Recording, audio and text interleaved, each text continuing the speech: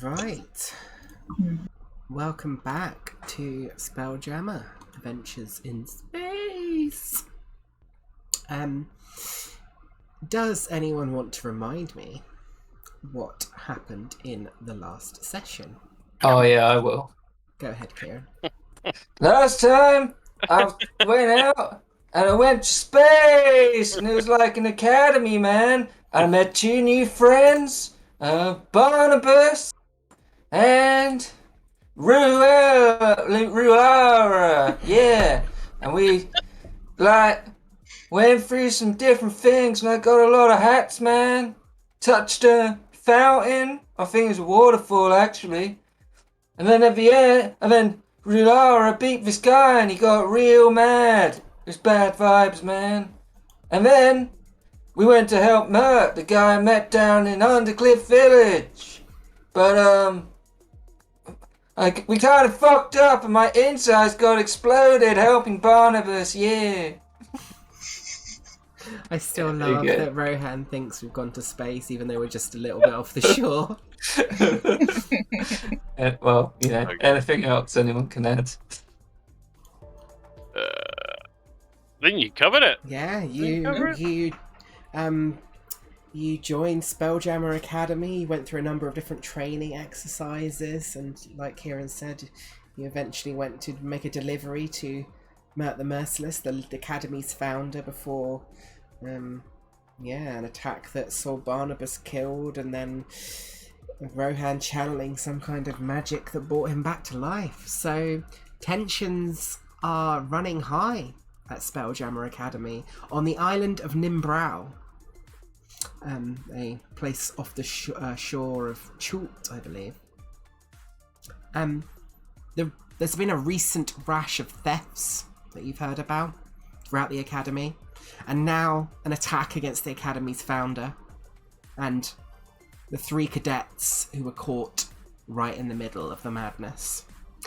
So, as a result, the Academy's instructors have delayed initiation by 1 week for new cadets.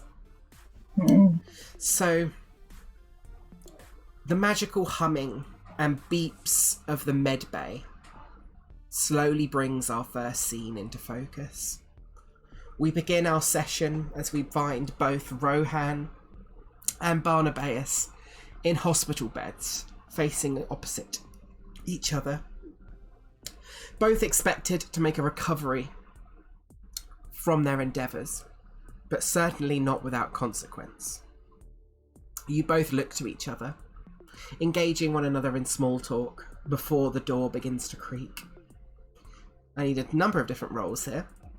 Kieran, up first, Rohan, because of your major kidney failure, as part of it, you get someone tending to your kidney failure and making a wisdom medicine check once a week, and after 10 successes, it is resolved. Because you're in the med bay, you get 1 automatic success, so you got 1 out of 10 on these results. However, for the first day of this session, when we get there, but we'll have you roll it now, I need to make a Constitution saving throw for me. Could you make Rohan's injuries editable so I can... I can certainly do that for you, yes. Constitution. Radius Kinzel, there you are, and they are editable now. I will do the same for Barnabas. Oh yeah, starting off strong.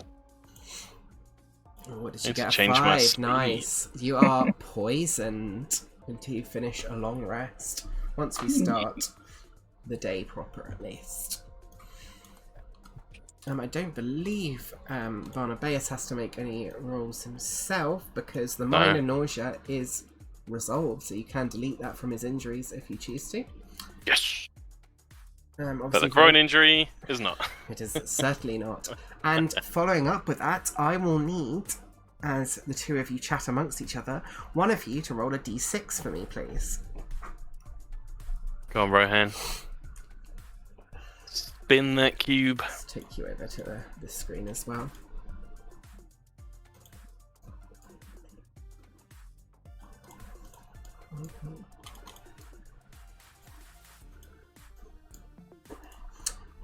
Feel free to adjust all your HPs and stuff as well. A 3. Okay, and this is probably a nice one for... Oh god, my internet's dying. Great, as soon as we start the session, my internet dies. For fuck's sake. Let's go again, shall we?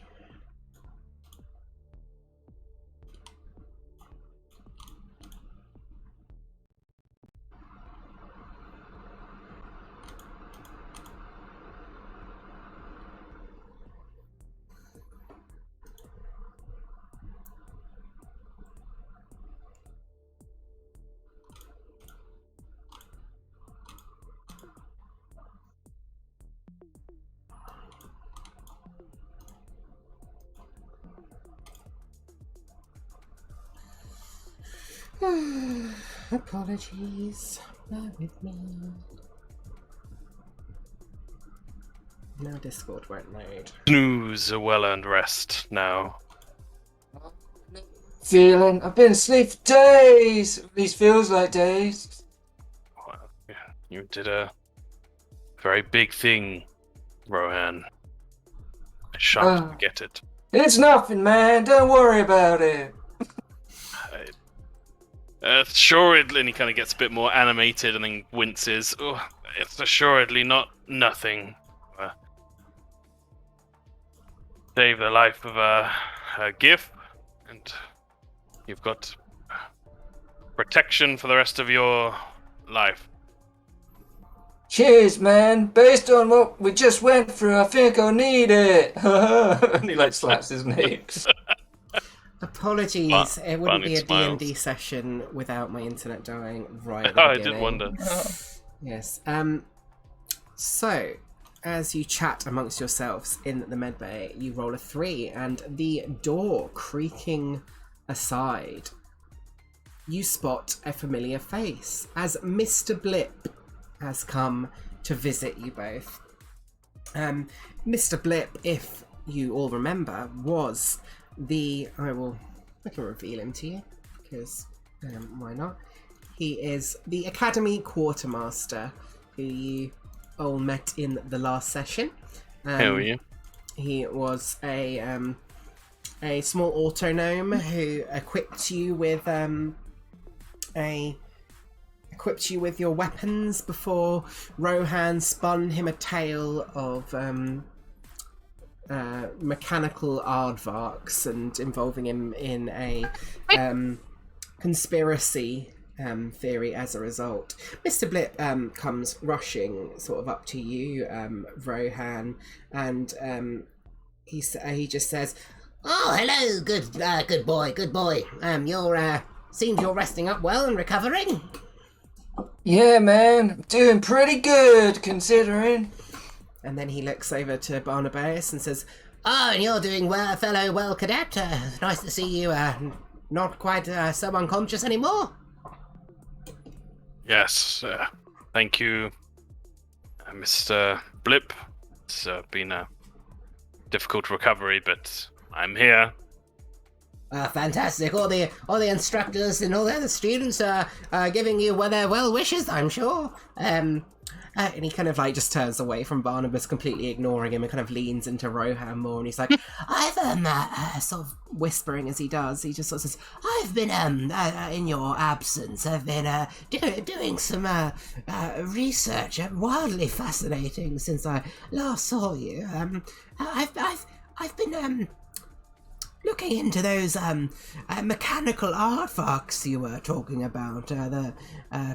Quite the conspiracy, really. I've pulled out quite a few articles from the Academy Library, and I've found a particular one which speaks of a human in our local wild space system who lives on an isolated asteroid and collects a variety of robotic animals."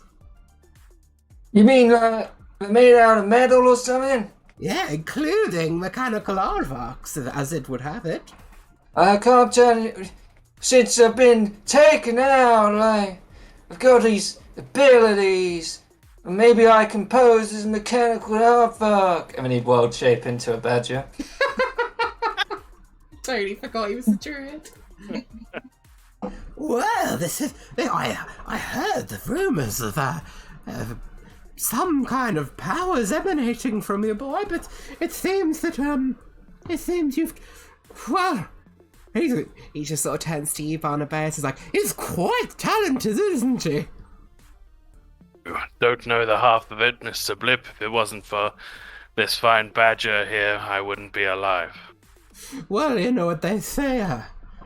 Each year with the new cadets in, they always say there's going to be a number one cadet as they were.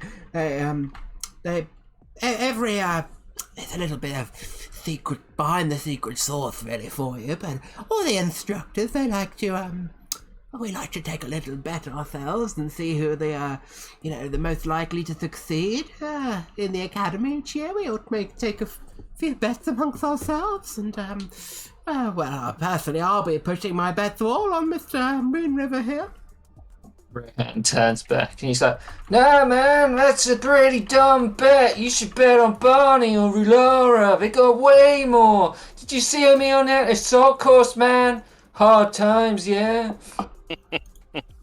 Well, sometimes it's not always about the physicality that gets you through the academy. Trust me, I would know about that.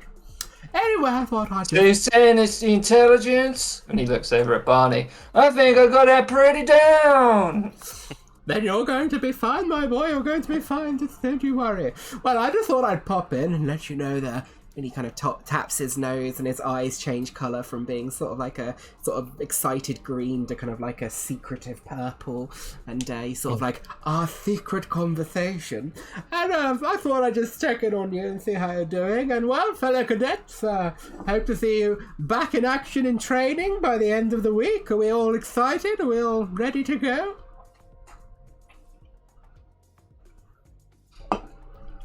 Barney kind of looks down at his ruined groin. I'll have to make do, but I shan't be dissuaded.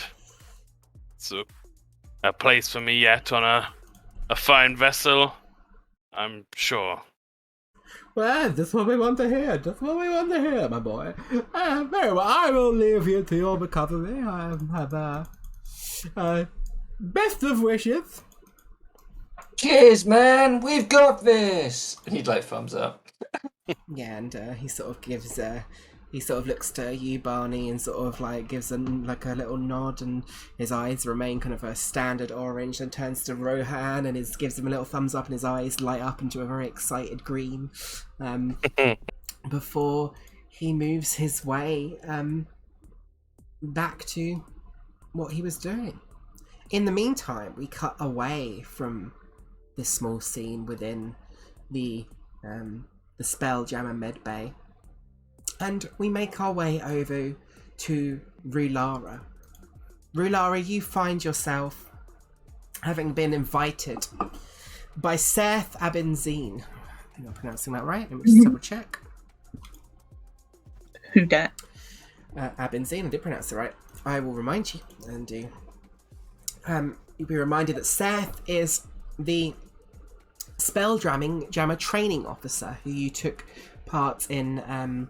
He's a human with silvery eyes, and he was the one who conducted your training during the last session as how to fly a illusionary Spelljammer. And he spotted your talent with Spelljammer, and with your particular incident with Mert the Merciless in the last session, you've become your group have become quite the talk of the academy. People who might not have been bothered with you before suddenly are very interested, as the three who have been known to been involved with what was an attempted assassination of the academy's founder. Some believe you to be, quite the saviors. Some believe you saved Mert himself. Some people are very doubting of Mert in his old age, whilst others are much more familiar with Mert's skills and thinks that perhaps you three were involved yourselves. So there's a very... Your current reputation with the Academy has come to a very marmitey point. And from here on out, I will say that things you do in the Academy are going to affect how the others see you. And depending on different interactions you make at the end of the session, I'm going to allow you all to decide how you think your reputation might have changed. And you will gain reputation points either way. So if you think your reputation with the Academy is improved, if you think that other people are looking up to you and seeing you as doing an excellent job, or do you think perhaps they might be getting jealous of you based on your actions, by the end of the session I want you all to vote for me on that thing, and based on the vote we will see how your reputation changes. Okay. Interesting. Obviously be honest and don't just say, yeah, we were all great. Everyone loves us. But, Rilara, you found that you've been invited personally by Seth to a private meeting between you two. In the Spelljammer Nexus, where you undertook your training.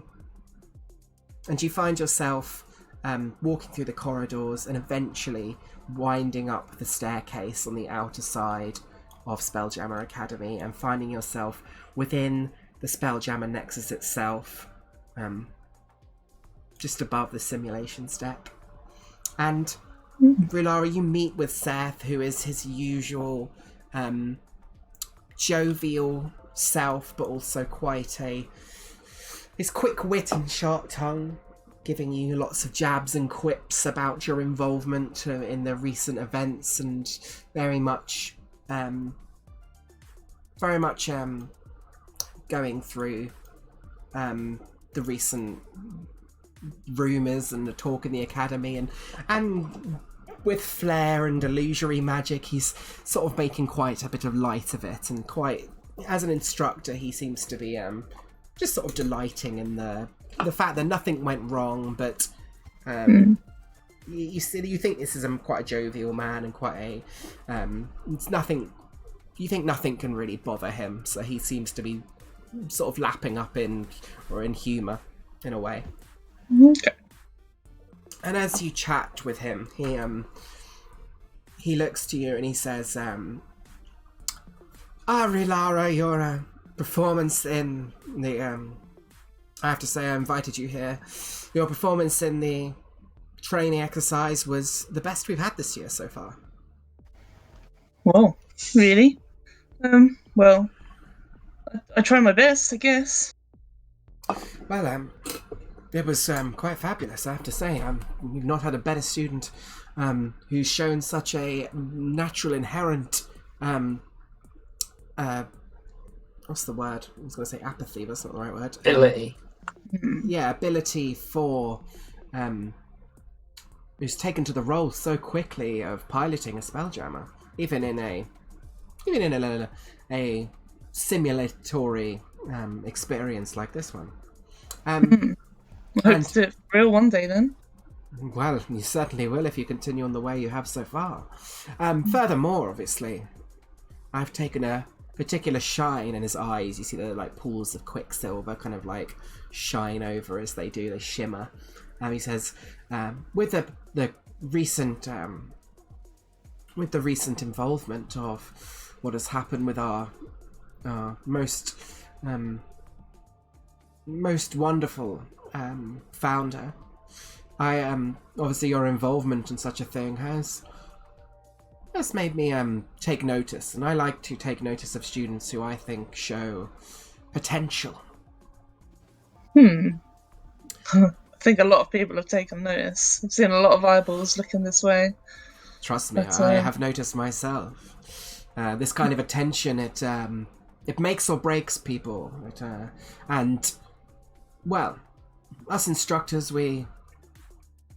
it's important for me to make sure that I see students come through who are going to make a splash let's say, and you see his eyes kind of like splash with like a almost like a splashing effect in water, this quicksilver, as he blinks them quite heavily. And he smiles and grins, and he kind of like sort of pulls his hair back for a moment, just sort of slightly out of his face, has sort of fallen down into his face a little bit, a strand of hair, and kind of tucks it behind his ear, and he says, and I'm placing my bets on you this year. And, well, as a show of favour, I think this year I've got a little gift for you. What kind of gift? He gestures for you to like hold out your hand. Hold out. And he holds out his arm, and you see from his long brown coat that he wears, you see like this movement coming down his arm. And then out the bottom of his coat, to the end of his coat tails, the bits on the arm basically, it comes out this tiny furry creature, a hamster that you'd recognise to be a miniature giant space hamster, also known as a regular hamster. And it crawls over from his arm to yours, and he smiles and says, "A gift from me to you. These lovely little creatures, miniature giant space hamsters, are a small, not quite the grand mounts and companions that our fellow giant space hamsters have, but I'm sure out in your travels in wild space you will meet many of these creatures, and, well, let's just say these creatures are, I like to think, bring you luck." Oh, well, it's very cute. I can see it climb quite well. It does indeed. Does it have a name? It does not. You may name it yourself. Oh, I will call you Ickle. Ickle. Well, I've put it in your journal now. You should be able to see it and control it. I will call it Ickle for you. So, Ickle is, if you look at the character sheet, is quite a cool and interesting little creature. It's not particularly tanky. He's only got 1 HP and his armor class of 10.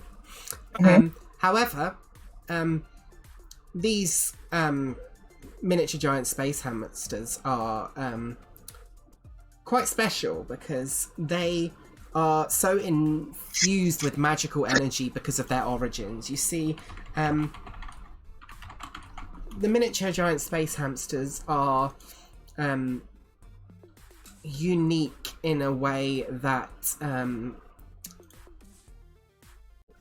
they are unique. They are unique in a way that they are giant space hamsters that have been miniaturized, and they are not naturally evolving creatures. They were instead created by gnomes originally.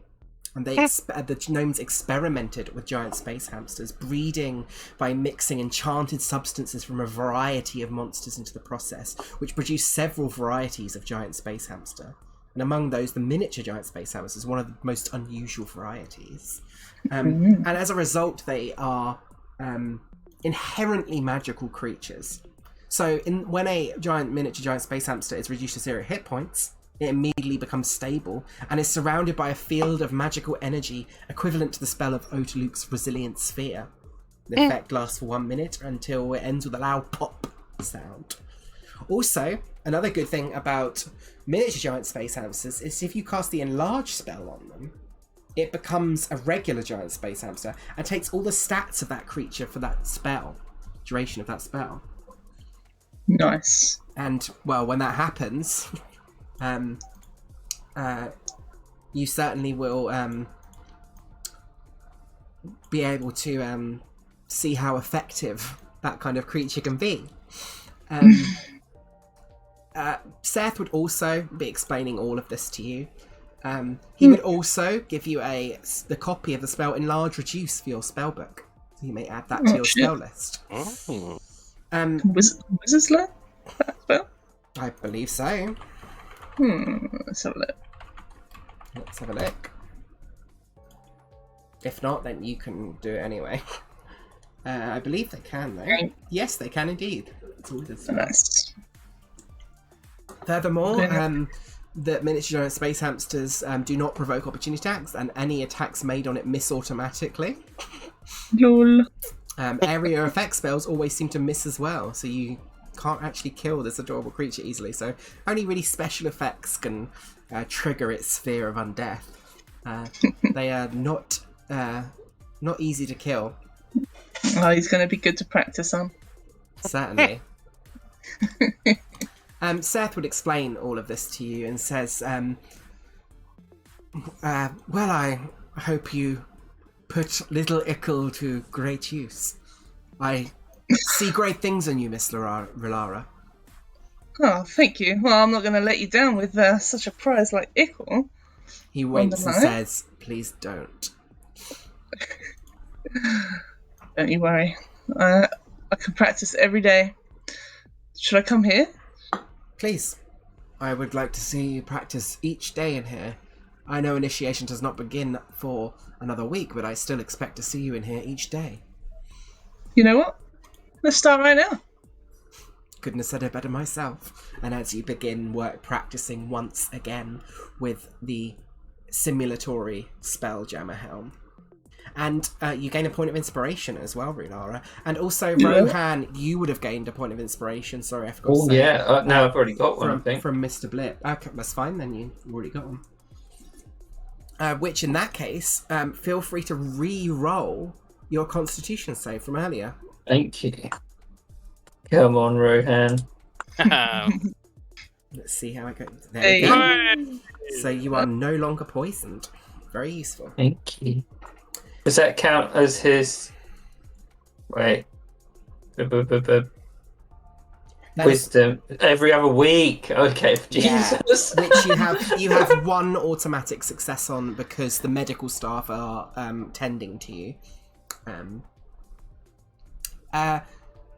The Constitution save is every day, but the medicine check is once a week, I believe. I will need someone else to say, because Kieran rolled last time. Tom, you can roll another d6 for me and re-roll 3s. We roll a 3, 4. Oh. Ah, perfect. As Mr. Blip goes away, days pass as Rulara trains within the Spelljammer Nexus, and you rest more in the medical bay. Your injuries slowly gaining some sorts of more stability, but not fully healing, of course. But Rulara would have visited as well. yes, and yeah, of course, Rulara, you would go visit your friends throughout this process and check in on them, and if you wish to roleplay anything else specifically. No, but she would have showed them Ickle. Oh, Ickle would be... No, Rohan would be like, oh man, what's that? Some kind of small giant space hamster? He got it in one right hand. He is. Wait a minute. And he's going to cast Speak of Animals. Oh, yeah. Oh, this is wonderful. Hey, little dude. How you doing? My name's Rohan Moonriver, and I'm from Undercliff Village. What about you? Oh, this is quite the pleasure. My name is Sir Ickle. Man, did the High Lord of Waterdeep nut you or something, man? That's pretty impressive. Ha! You think I come from a backwater place like Waterdeep? You're right, man. Undercliff Village is pretty shit. I am from the grand skies above this world, forced to walk upon the ground like a simple creature. Well, seems like we're going to be friends, little man. Give me a low five. And he puts his hand out for a low five. He just sort of looks up at Rulara, looks back to Rohan, and just Yeah. says, he just says, I wouldn't lower myself to your standards. And kind of crawls up to the top of to Rulara's neck and just kind of sort of turns away from you. Yeah, she gives him a little scritch on the head. Rohan's like, damn, think that guy's the leader now. Oh, is that right? She looks at Ickle. Certainly got a big opinion of himself, but I like him nonetheless. Yeah, he doesn't obviously say anything to you, Relara, because you can't Yeah. understand him, but he just turns away from Rohan and just refuses to speak to him any further. At some point, the days pass more, and it gets quite boring within the med bay and your consistent training, Rulara. But during 1 hour when Barnabas is in a sort of light sleep, you're suddenly awoken to the sound of heavy footsteps.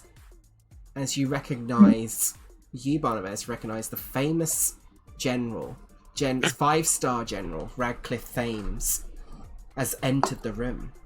Oh my god. And he moves over to your bedside. Barney would struggle to try it. He's going to try and get out of bed and stand to attention. He looks to you and he says, No need, my boy, no need. Please remain in bed. You have my permission, cadet? At your order. At ease, sir. at ease. Hey, I had to come see, of course, the gift cadet who is doing his people proud, saving a life for his commanding officer and a personal friend of mine. I had to come shake your hand. Yeah, Barney's face, I think, has been quite down recently. Understandably, actually lights up quite a lot with that and grasps the general's hand. Says, "Thank you, sir. It was a team effort, and shamefully, I was grievously injured. I would have perished if it were not for this fine specimen over here." And he gestures across the way where I imagine Rohan sleeping with a snot bubble coming out of his nose. He'd don't be doing that or picking his nose. the 5-star general looks down at you and he says, There is no shame in sacrificing oneself on the battlefield, cadet. It is the greatest honor of any gift to die in combat. Honorable combat. Kind of clears his throat and there's a little tear in his hippo eye. Well, I couldn't argue with you, sir. Thank you for this very gracious visit. I don't suppose, kind of awkwardly fidgets around himself. I don't suppose you would sign something for me. Yes, of course, my boy. That sounds agreeable. Yeah, and he try and fidget around and find some form of pen, paper, ink, quill, what have you. yeah, you could find some quite easily. Yeah, and he'd just hold it up to the general. Yeah, he would sign it like in big sort of like fancy handwriting, and he'd also say, And I have a gift for you, my boy. Well, I couldn't possibly. Please, cadet. You're at ease. You're a hero. You helped save Mert the Merciless, one of the greatest heroes of our generation. A little bird told me that you have suffered an injury that might make it more difficult for you to walk, and we can't heal it with our magical healing. So I imagine you'll be requiring a cane. And, well, I'll tell you a secret, cadet. My father had his leg blown off in one of our ancient wars of the Giff many, many years ago. And, well, he personally walked with a cane. There's no shame in it. He was a great man who had even greater success after his injury. So, I present to you this. And he sort of hands over this, and you can add a veteran's cane to your inventory. Oh, so cool. And he says, Yes, this was my father's. It been sitting above my cabinet in my office for far too long. I think it's best it sees its away in its hands of a strapping young cadet who's destined to do great things. I hardly know what to say, sir. This is incredible generosity and your honorable line, and you can see Barney's like practically coming apart. Don't get emotional on me now, boy. This is meant to be an honorable moment. Of course, sir, and he salutes. Yes, very good.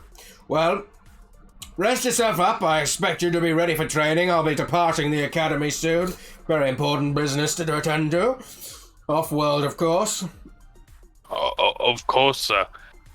This was a great honor. Let's see you do the gift name proud, my boy, and, well, keep your eyes out for treachery. There's something dangerous going on in this academy, and I expect a cadet with your keen eyes to put them to use. They say when you suffer one injury, it heightens the senses elsewhere. I imagine with the loss of your groin, it'll make your sight and hearing a lot better. So I expect you to be the one catching this treacherous criminal, this assassin. Oh, I won't let you down, sir. And of course, focus on your training. Of course. Nothing more important than getting past the Spelljammer Academy. I remember the days in my youth. Anyway, no more reminiscing. I've got work to do. Good day to you, cadet. and he salutes you, and you can gain a point of inspiration, Barney. Yeah, that does a lot to heal Barney mentally. No. So the week passes further, with Rulara training in the Spelljammer Nexus, familiarising herself with her new friend Ickle, Rohan and Barnabas slowly healing up. Barnabas, you learning to use your new cane more easily, and Rohan slowly receiving care from the staff in the medical bay. And as you're Does he get another success because it's been a week? That would have you don't need to make any more successes on your poison, but you'll have one success for this whole week. This will take a week in total since the event, let's say. So, but at the end of the week, as it's the day before your initiation begins, Rohan, you're personally invited to a private meeting with Mert the Merciless. Whoa. This is a pretty big deal. A simple cadet would have come and told you that he's expecting to see you in his office as soon as possible. I guess Rohan would be like, Mert wants to see me? Oh yeah, man, that sounds great. And so you are led to the offices of Mert the Merciless. Let me change the music here just because it's slightly more. I can't remember which ones. Let's do this one, I think.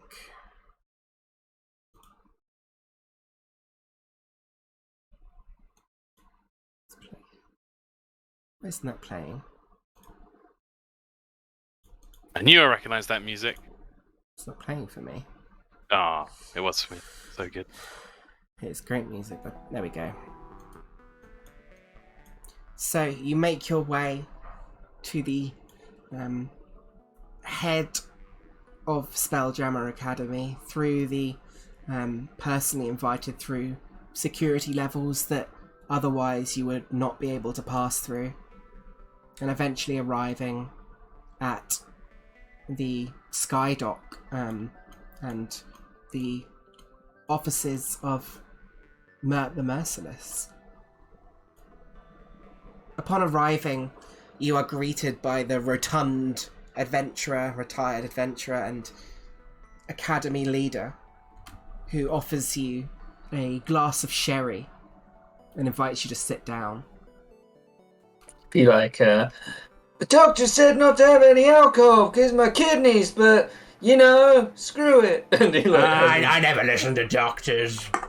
Yeah, Please, man. Mr. Moonriver, we have important business to discuss. Take a Of seat, course, take a man. seat. Yeah, he sits down with his sherry. He's like, it's a pretty swag place you got here, man. Last time I was here, I was on the floor over there. Yes, you made quite the stain on my floor, I have to say. You looks like you soiled yourselves quite a little bit in the old events. There's nothing to be ashamed of there. It's something I've done myself on the battlefield. Sometimes I did on not the battlefield, man. I count myself quite lucky, to be honest, that I've got this little thing. And he walks over to like this wardrobe and kind of just steps into it and steps back out, and he's in a completely different outfit. It's not an adult diaper, is it? No, it's not. Maybe underneath, but he was wearing kind of more fancy sort of standard clothes, and he comes out and it's kind of very traditional adventuring gear, and with his like hat with his little feather in it, and he sits down opposite you and he says, Important outfit for an important meeting. You're... Oh, I would have put something better on, man. I just got whatever they put me in that med bay. Well, let's cut to the chase, shall we? You're, in the attempted feeble assassination attempt on my life, you demonstrated quite the special abilities. and he sort of like gestures in your direction, and he says, Do you know where these abilities come from, my dear Mr. Moonriver? Well, you know, man, Relara's like some sort of monkey person, and I don't know about Barnabas, but he's got a pretty big gun. He's pretty big. And you brought someone back to life with just the touch of your hand. Yeah, I suppose that's pretty cool, man. I didn't know I could do that. Yes, very cool. That's a word the kids are using these days. Please, tell me, where are you from, Mr. Moonriver? Well, you know, man, I'm from Undercliff Village. We met there a few months ago. Oh, yes, of course, I remember now. Picked you out, I knew I had a little glint of a feeling in my belly about you. I don't know why, but now I do. And I've got that feeling in a moment, man. I think it's my kidneys. do you know your parents, boy? Yeah, man, well, sort of. My mum said my dad ran away to Baldur's Gate, and my mum's my mum, you know? Well, what if I told you that, I think your dad ran a lot further than Baldur's Gate? You mean he went up to Neverwinter? Further than that, my boy. Further than that, I think your father perhaps went home and went, well, I think your father might be, and your mother, in fact, might be a lot older than they've given credit for. You mean they're older than 40? Quite. You're, I hope you don't mind. I've had the medical staff conduct a few little experiments on you whilst you're in medbay. I Nothing wondered what serious. the probes were. Yes, apologies for that and very invasive procedures. But, did you know, my boy, that you are not truly of Undercliff Village? In fact, you're not of Toril at all. Wait a minute, man. You're saying I'm not from Undercliff Village, but I'm from Toril. No, Undercliff Village is on Toril, in the continent of Faerun, but you're not from there. But I live there, man. You might live there, but your blood is, different, my boy. You're, he kind of looks up into the stars and he says, You're from beyond this world, my boy. Have you ever looked up at night and felt a longing Well, you know, man, the moon though gets awfully big sometimes. And I'm like, wonder what it's made out of. And I'm like, don't be stupid, Rohan. Made out of cheese, bro. What have I told you? You were made out of cheese, Mr. Moonriver. I did hear stories, man, about that stuff going down in Waterdeep. Someone said it was cheese dimension now. Well, Mr. Moonriver, that moon you think is made of cheese. You are from there. Yeah, man. That explains why I'm lactose intolerant. You have the blood of a Selunian. The last of the Selunians, in fact. Considering, I'm not sure how you have it, considering their race was wiped out thousands of years ago by a mysterious force. So what you're saying, man, is I'm from space. Quite.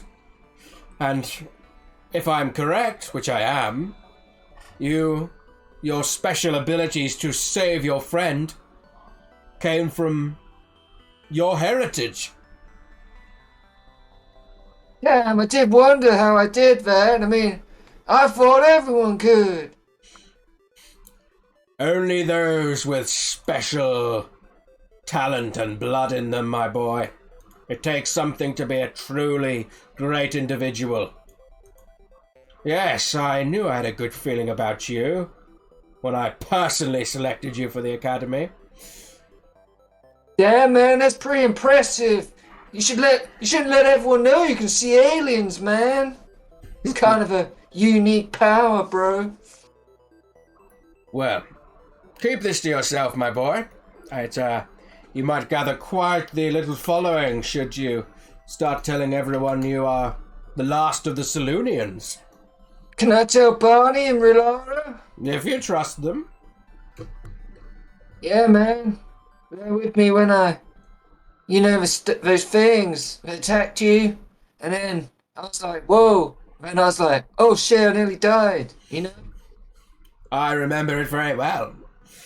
Let me just say that, each year us in the academy, we keep a close eye on certain individuals who show great potential. And I'll be keeping a special little eye on you, Mr. Moonriver. Or should I say, Mr. Selunian. Thank you, man. Who you should really be keeping an eye on is this miniature giant space hamster that Rue's got. His name's Ickle, man. Don't know where he's from, but he's haughty as fuck. Well, I'll certainly keep an eye on him. Anyway, I thought I'd let you know, my boy, and, well, do with the information what you will, and I expect to see you perform quite well in the academy training. I've got important business to attend to, so... Just got one question, man. Go ahead. Is it like, we're on this space station, yeah? When do we get to go out of the space station? When you complete your training, so you better get to work. Yeah, man. How long does that take? Like, my kidneys are killing me. Well, the better you do, the quicker it'll go, I'm sure. Yeah, well, it's not... Thanks for the meeting, man. I'm glad to know I'm a moon man, and you're the man. And he gives him, a little Yeah, and he finger guns. he winks back at you and like tips his cap to you slightly. So what this mechanically means for you, Kieran, is that if you look on Rohan's character sheet, you will see his race is no longer human and it is Selunian. Oh, very nice. The Selunians is a custom race I've made, and I will tell you what they get. So you get, thanks to your Selunian heritage, you have superior vision in dark and dim conditions. You can see if dim light within 120 feet of you as if it were bright light, and in darkness as if it were dim light. This obviously is already been in effect, but Rohan is so Rohan that he hasn't noticed before. Furthermore, Of you course. gain resistance to radiant damage. You also know the guidance cantrip. You can also cast Revivify without material components once per day, but only Whoa. during a full moon. Whoa. Damn, you guys better die at the right time. Yeah, luckily they did. Also, once you reach 3rd level, you can cast the Moonbeam spell as a 2nd level spell once with this trait and regain the ability to do so when you finish a long rest. And when you reach 5th level, you can cast the Spirit Guardian spell once with this trait and regain the ability to do so when you finish a long rest. Wisdom is your spell casting ability for these spells. I'll wait till he figures them out by randomly doing some shit. Is this wait? Oh no, Balm of Summer Court's just his class. Okay. Yeah, that's your cast. Yeah. So you'll see the guidance currently under Sloonian Legacy in your cantrips, and as you Yeah. get to the appropriate levels, it's all programmed into D&D Beyond for you. So you should, Awesome. once you level up, you will get it. So cool. So Look at that Selenian face. yeah, the last of the Sloonians. Uh-oh. Perhaps that'll come up in the campaign.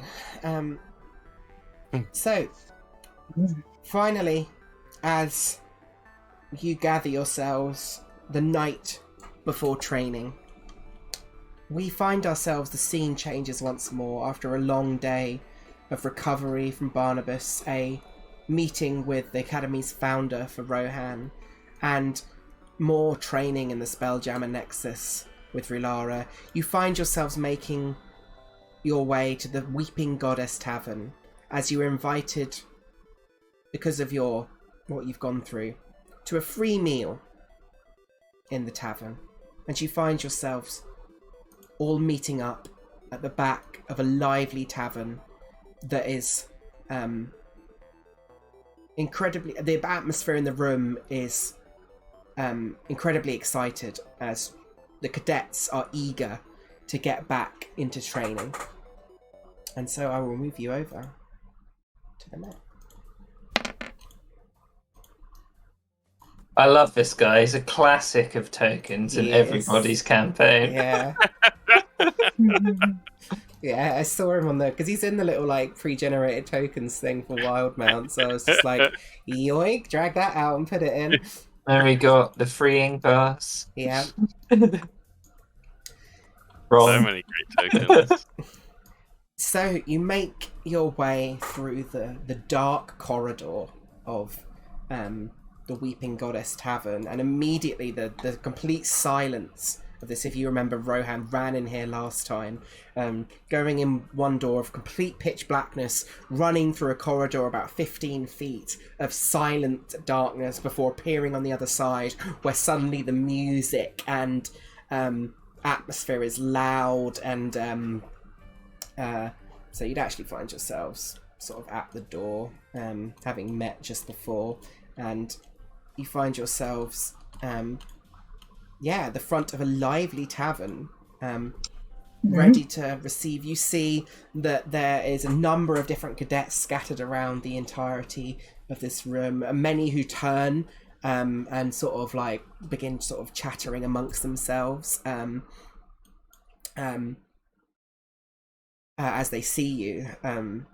Everyone knows at this point, you reckon, the rumours of what has gone down recently with the assassination attempt on the Merciless. There is definitely a nervousness in the air as well, based on what's happened. The treachery within the Academy has certainly got people on edge, and there's certainly some people who are giving you evils, expecting you to be involved somehow, considering you were the ones present for said assassination attempt and brought the means of assassination directly to his quarters. You see there is a goblin bartender who stands behind the bar, who's kind of barking orders at a similar looking aged goblin who's kind of rushing around with drinks, kind of looking kind of quite meager and quite quite sort of I don't know what the word is, but quite sort of meek whilst a young goblin of maybe sort of 9 or 10 kind of sits on the side of the bar, sort of kicking his feet before the goblin behind the bar kind of smacks him on the back of the head and sort of tells him to go get more drinks. I assume you... what would you like to do? Would you like to go find a seat, or... we chat Does the amongst us? bartender look like he has the best deals anywhere? He definitely does look like he's got the best deals anyway. With the plenty of evils coming their way, Barney would sort of say out the corner of his mouth, but loud enough for both his companions and Ickle to hear, and just say, "Shoulders back, chins up. We know what we've done, and I'm, for one, am proud of us all." What did we do, man? I Well, wouldn't worry too much. I've been dealing with it for a whole week. But they usually course just you stare, have. really. villains, one and all. Just ignore them. Don't feed their curiosity and their foolish ways. I find it quite amusing to just do the little finger clicks at them, you know? Very good. How about that one? Points over to the table over here. It's good. Oh man, maybe we should get in a corner, you know? Be sneaky about it. Might trap ourselves in a corner, though. Want to be, signing all the autographs. So we Right. can't all turn into badgers and the like, Rohan. Yeah, man, you're right. Let's be cool. And he'd start slinking to the floor with his arms as low as possible, walking over to the table. Right. Shall I get some drinks for us? Sure. I'll just have whatever's going. Thanks. Barney hobbles over to the bar with his cane, clicking on the ground. Yeah, you definitely get some looking up at your incredibly large thorn, but the goblin behind the bar kind of rubbing a glass and looks up at you, and he just immediately says, Well, you must be Barnabas Mortal Eurydices, if I'm not mistaken. You are not, the seventh? The seventh, of course. It's been a while since I've heard the name proper. Well, So- you're the talk of the whole academy. Welcome to the Weeping Goddess Tavern, Quazo's finest place. Wow. So, quite the setup. Let's see if you've got the goods to back it up, eh? Certainly, what can I get you? Have 3 fairly mellow ales if you have them. Of course. That'll be 5 silver pieces. He reaches into his coin purse and takes that out and hands it over. you just see him turn over to the goblin over here. He's kind of rushing back, and he's like, Crom! Go get this guy drinks! he's like, yes, brother. Oh Okay. god, it's Quark. Yeah, these are. Quark. It's Quark, and it's very much based on Quark, and then his brother Rom, and then his nephew Nog. But I changed the names. And he rushes off to the kitchen, then brings back out to your table 3 ales. He does, and he says, I hope you'll get many more drinks in you tonight, Mr. Barnabas Mortrealm Eurydices the Seventh. Barney would give him a proper nod. Says, I think we just might do. Heads off to the table. Yeah, you sit down at the table and enjoy some nice pale ales amongst the 3 of you. Ulara puts Ickle on the table. Yeah, he scuttles around for a moment and kind of finds a little sort of jar of peanuts, and you see he grabs one out in both of his hands and starts sort of nibbling on it, and then rushes back to you and sort of rests between your hands.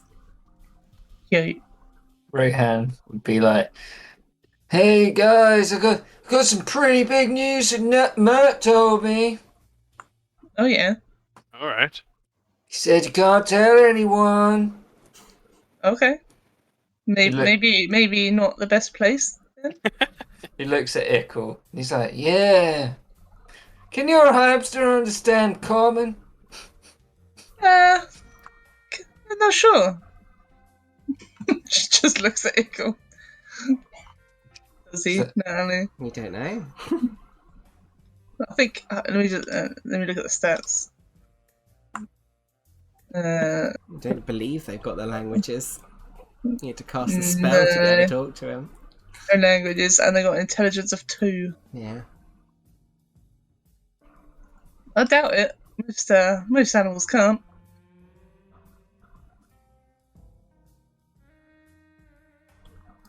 Think you're safe on this one, Rohan? Looks around. He's like, all right, trust Ickle even if you can speak common. Matt said I was a moon man. And he says that really loud. Yeah, do a... I'm not even going to make you do a stealth check. Like, if you say it that loud, definitely people will go, at least hear it and go, huh? Yeah, Do we know what a saloon is? he just said moon man. Oh, moon man. Right. You're a moon man. Oh, okay.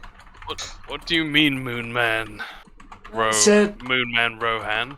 He said that I was like, my mom and my dad, they're from the moon. And that I was the last of a beautiful species. Okay, now do I know what a saloon is? A Saloonian, you can do a history check if you want. Yeah. It's quite high DC. Yep. You really are. You do know what a Saloonian is. You know that they were a species of people who inhabited the moon of Toril, which is called Saloon, named after the goddess Saloon. You know that the Saloonians were a inherently, like, technologically and magically enhanced, very advanced race. You know that about a little under 1,000 years ago, the report says they basically just were wiped out and no one knows what by. Oh, shit, she ain't saying all of that right now. Barnabas, you have no idea. Yeah, it's just like Moon Man. What do you mean? You know, when you look at the stars, man, there's the moon. It sits right there. Apparently, I'm from there. Oh, I see. Yeah. That's interesting. Very good. Yeah, I think Rulara's just sort of a bit surprised. Matt said that's why I could, like, fix your body, man. Because it was a full moon or something. And then I channeled the stars or, you know, like, that kind of stuff.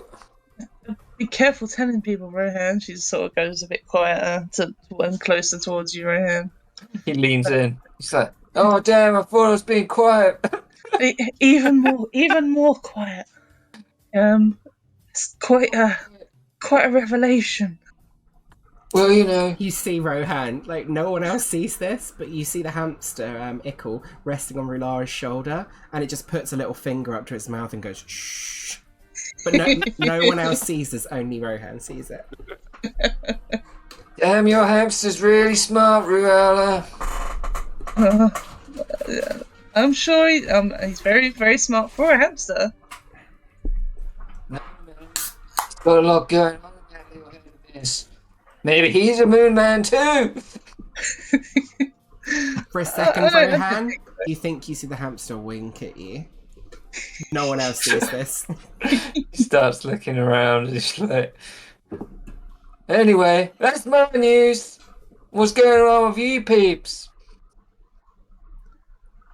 Yeah, I think Rulara's still a bit stunned from that information, so she just sort of is a bit like, he stopped yelling it out. I think Barney's quite dismissive because the GIF are like a space traveling people and what have you. Yeah. So Rohan being like, I'm from a different planetoid or whatever. He's just Yeah, like, that's like nothing for you. Okay. Just like, fair enough. But yeah, So I think when that specific information through Lara, definitely like. yeah. when Rohan says what's going on, he's like, I was visited by the general. It was fantastic, Rohan. I didn't want to wake you. Your rest is important, but while you were asleep, he came to my very bedside and bestowed upon me this cane, and well, it means a lot to me. I was wondering where you got that from. Yeah. Yes, he said it was his father's, and he kind of picks it up and puts it gently on the table. But just honored, really. It's a great, great, great man, and you grow up hearing all the amazing tales of his feats of daring do and combat prowess, and then that very hero walks in and gives you his father's cane and tells you that you did okay. Kind of smiles to himself. As a druid, Down at the cane. can Rohan touch the cane and try and work out anything about the wood it's made from, or anything? Yeah, do me an Arcana check.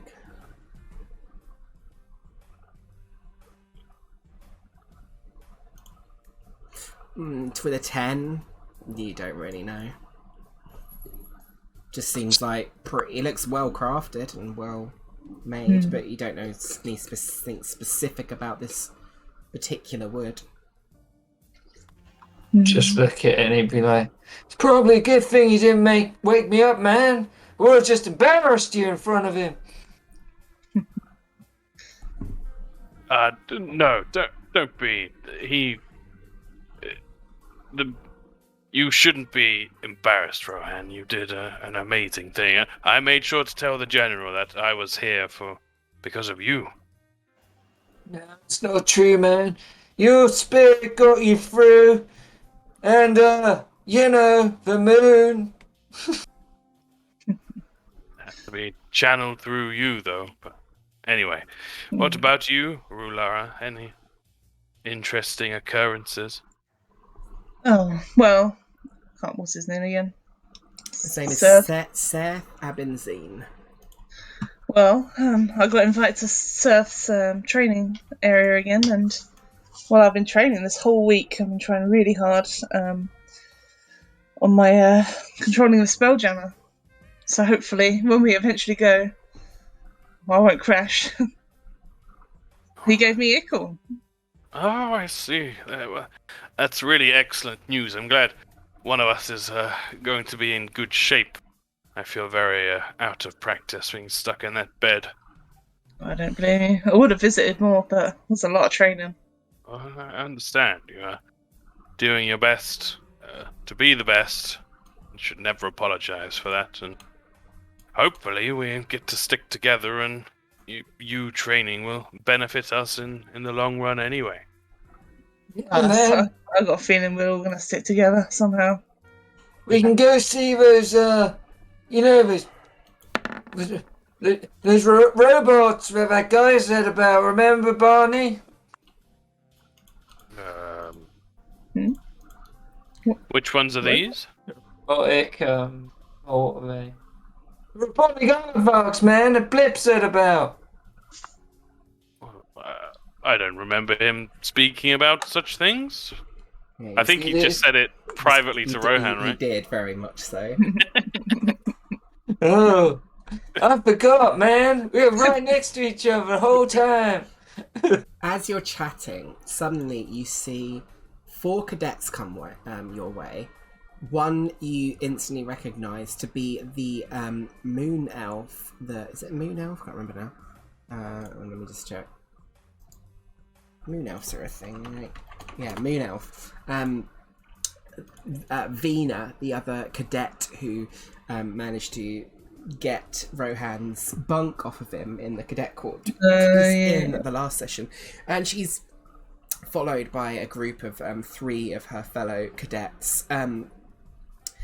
she kind of looks over you, kind of looking quite kind of cocky, and sort of like people sort of looking round as she sort of walks up to you and kind of she kind of like clears her throat and then says, "Well, look who it is. The three who tried to assassinate the leader of our academy. The traitors within our midst that no one else seems to realise." Not now. Barney would Man, how are you doing? Barney would have a much less reasonable reaction than the other two. He would kind of slam the bottom of the cane down on the ground and stand up, although wince as he does so, and just be like, "How dare you? How dare you, madam?" "How dare I? You three tried to assassinate our great leader." "We are no traitors and vagabonds. We were there to help, and I'm proud of the part I took in keeping our leader safe. You Keeping shall..." him safe?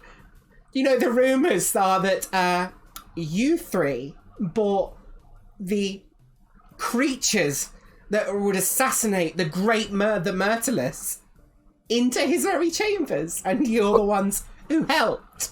Well, man, if we really did do that, why are we not dead now? Matt would have run us through like a couple of pigs on a skewer. Man, I really like pork, yeah? Let's just say that quite clearly you underestimated our great leader, and he dispatched your little creatures you brought in before you even had a chance to do your dirty work. Just ignore her. You can't reason with the unreasonable. Barney's gone Unreasonable? Look quite at the people green. around here. There's people got eyes on you three. We're watching you three. We know you're traitors. You don't belong at this academy. I mean, I may not belong here, Malthazar, but Barney and Renora do. We all do, Rohan. You She's belong in jail, as far as I'm concerned. Am I right, boys? And sort of like some of the kind of like other cadets are like, "Yeah, she is right. They're Barney, traitors." who went a bit green from the mention of the creatures, 'cause he's got that definite madness. Kind of swallows. "Madam, I demand satisfaction. You have insulted our honor." Insulted your honour. You've insulted the honour of this entire academy with your mere presence. Yes, we can stand here and flap our lips all day, or we can step outside and settle this like proper cadets. Oh, look, he's trying to get violent with me now as well. What are you going to do? Bring some creatures into my bedquarters at night and kill me too? You're not gonna do anything with the robotic hard folks, man! Yeah, she would kind of just look at you slightly confused with that statement and then look back to Barney's massive form. Anyone who isn't willing to put their honor where their mouth is isn't worth our time. I've got no interest in fighting traitors.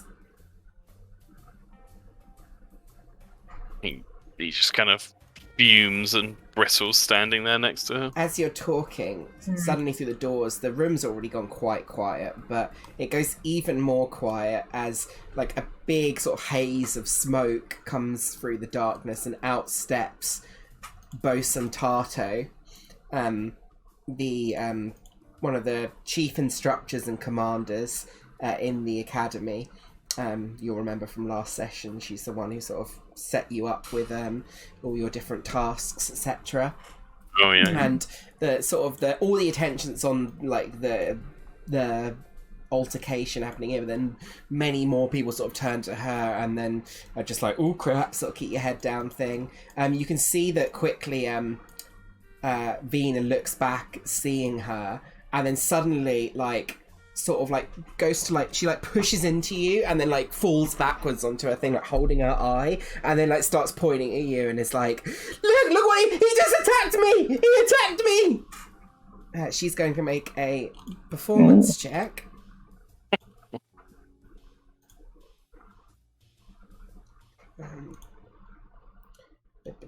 Where is performance? Can Rohan make a performance check? He's like, damn, you just smoked too much space weed, man. Get up, come on. She got a 12. I'll have Bose and Tato roll an insight check. Straight roll.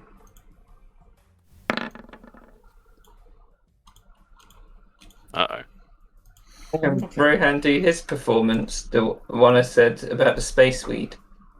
Yes, you can if you want, yeah. What are you trying to gain from it? He's like, oh man, you just smoked too much space weed, man. Get up, come on. If you'd like, you can do a persuasion check instead. Oh, thank you. Okay. Ooh, equal. Equal. The situation, Bose and Tato is going to move over in this direction and sort of looks down. I think that Bose and Tato, even with a 10, despite her performance check being slightly higher, with the persuasion check from Rohan and the fact that Bose and Tato is not stupid, looks down at Vina and says, I won't see any cadets down on the floor on the night before training begins. Just return to your seats, you idiots. And she's like, you're going to pay for this. And then the four of them... I don't have any money. The four of them move on towards the other table. Bose and Tato just sort of looks to you, Barnabas, and kind of nods. And then turns back and moves up to the bar. Rulara just gives a little exacerbated look. She's been like that all week. I've had to look across the room at her every night. Barney's got like a clenched fist on the table and kind of slams it down, slightly cracking the wood. It's like, she is despicable that she would say such things. She doesn't know what she's talking about. Exactly. What's she got against us? She managed to take my bed. What more does she want? Don't know. I never pretended to understand those who just run their mouth like that. It's if society, she would be challenged and put in her place immediately. As You you're know, man. as you're chatting, the waiter comes across Crom and he says, I've been instructed that you're to receive a free meal, so here you go. And he kind of like starts putting bits on the table and he says, I think what you did to save the founder is really great. So yeah. Wow. Thanks. Thank you very much. And It's alright, man. You're welcome. And he kind of Spend most of the time on her ass, bro. he'd give him a tip of a gold piece. Oh yeah, he'd be moving away, and then as you sort of release the gold, he kind of like really quickly rushes back and sort of grabs it and like looks back towards Quazo in the middle and is kind of trying to like hide the fact he's putting it in his pants, and it's just like, and then just like scuttles off to another table. So you chat and drink and eat into the night before training. Is there anything else you guys want to discuss before we move on to the following morning? Not much. I think Rula would just ask generally like how they're feeling about training, having been just come out of hospital.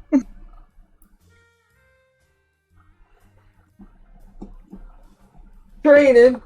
I'll be fine. You saw me go through them hoops. I'm a moon Whatever man. we were doing. Training season for a moon man. He was like, I was pretty crap before, but, you know, can't make me any worse. The gravity's different because I'm a moon man. I won't lie, Rulara. anticipate some difficulties, but I shall persevere. Yeah, I was just wondering how you're going to get through the hoops if they come back again. Could be a hard one. Your guess is as good as mine. You won't see me leave that room until it's done. Oh, you could be there all day. Possibly all night too. So, I'm sure you'll be fine over here. Thanks, Get your Rula. failure and everything. You're probably gonna be flying that big spaceship before we even. I'm probably gonna be stuck, graduating for years, and you'll be out there zooming around in space. Nah, you'll be fine. We'll keep, say, the same pace, I reckon. Especially being a moon man and everything. Well, kind of makes a lot of sense. Used to look at the moon quite a lot. You're pretty good at healing as well, so maybe you just heal faster as well. Make a good point. As he drinks the ale, and he's like, "Oh, my kidneys." and on that note, we will bring this night and this scene to an end as the darkness of the corridor fills the scene itself, and you drift off in your beds and your bunks to a nice night's sleep. And in the morning, you instead find yourselves awakened in the mess hall in the morning. Oh. Today is the day. It is the official start of your academy training. Fresh from orientation, you and your crewmates are to report to Seth Abenzine, the Spelljammer training officer. Before you head out though, you find yourselves at the Academy Refectory for a healthy breakfast. Found on the cadet quarters level, the refectory is a large communal dining hall with a patio. The room is well lit by a dozen blue glowing orbs attached by bronze-coloured rods to the ceiling. There's an L-shaped counter to the northwest, which is covered with small tools, contraptions, and alchemical tubes and containers. And behind the counter, you see a door bears a sign that reads "Staff Only." When you arrive, you see a stocky GIF is behind the counter, doing what he does best, preparing meals for the Academy's hungry cadets. You can see the refectory itself holds a dozen other cadets, all lined up before the counter or seated at tables. You find yourselves quickly moving to join the line, and the line slowly creeps forwards as you each grab your trays, readying yourself for the morning breakfast. Do you say anything to each other as you're in line? You definitely get some looks as you go into the mess hall, as it were. Bruno's probably not saying much, no. What was that, Rohan?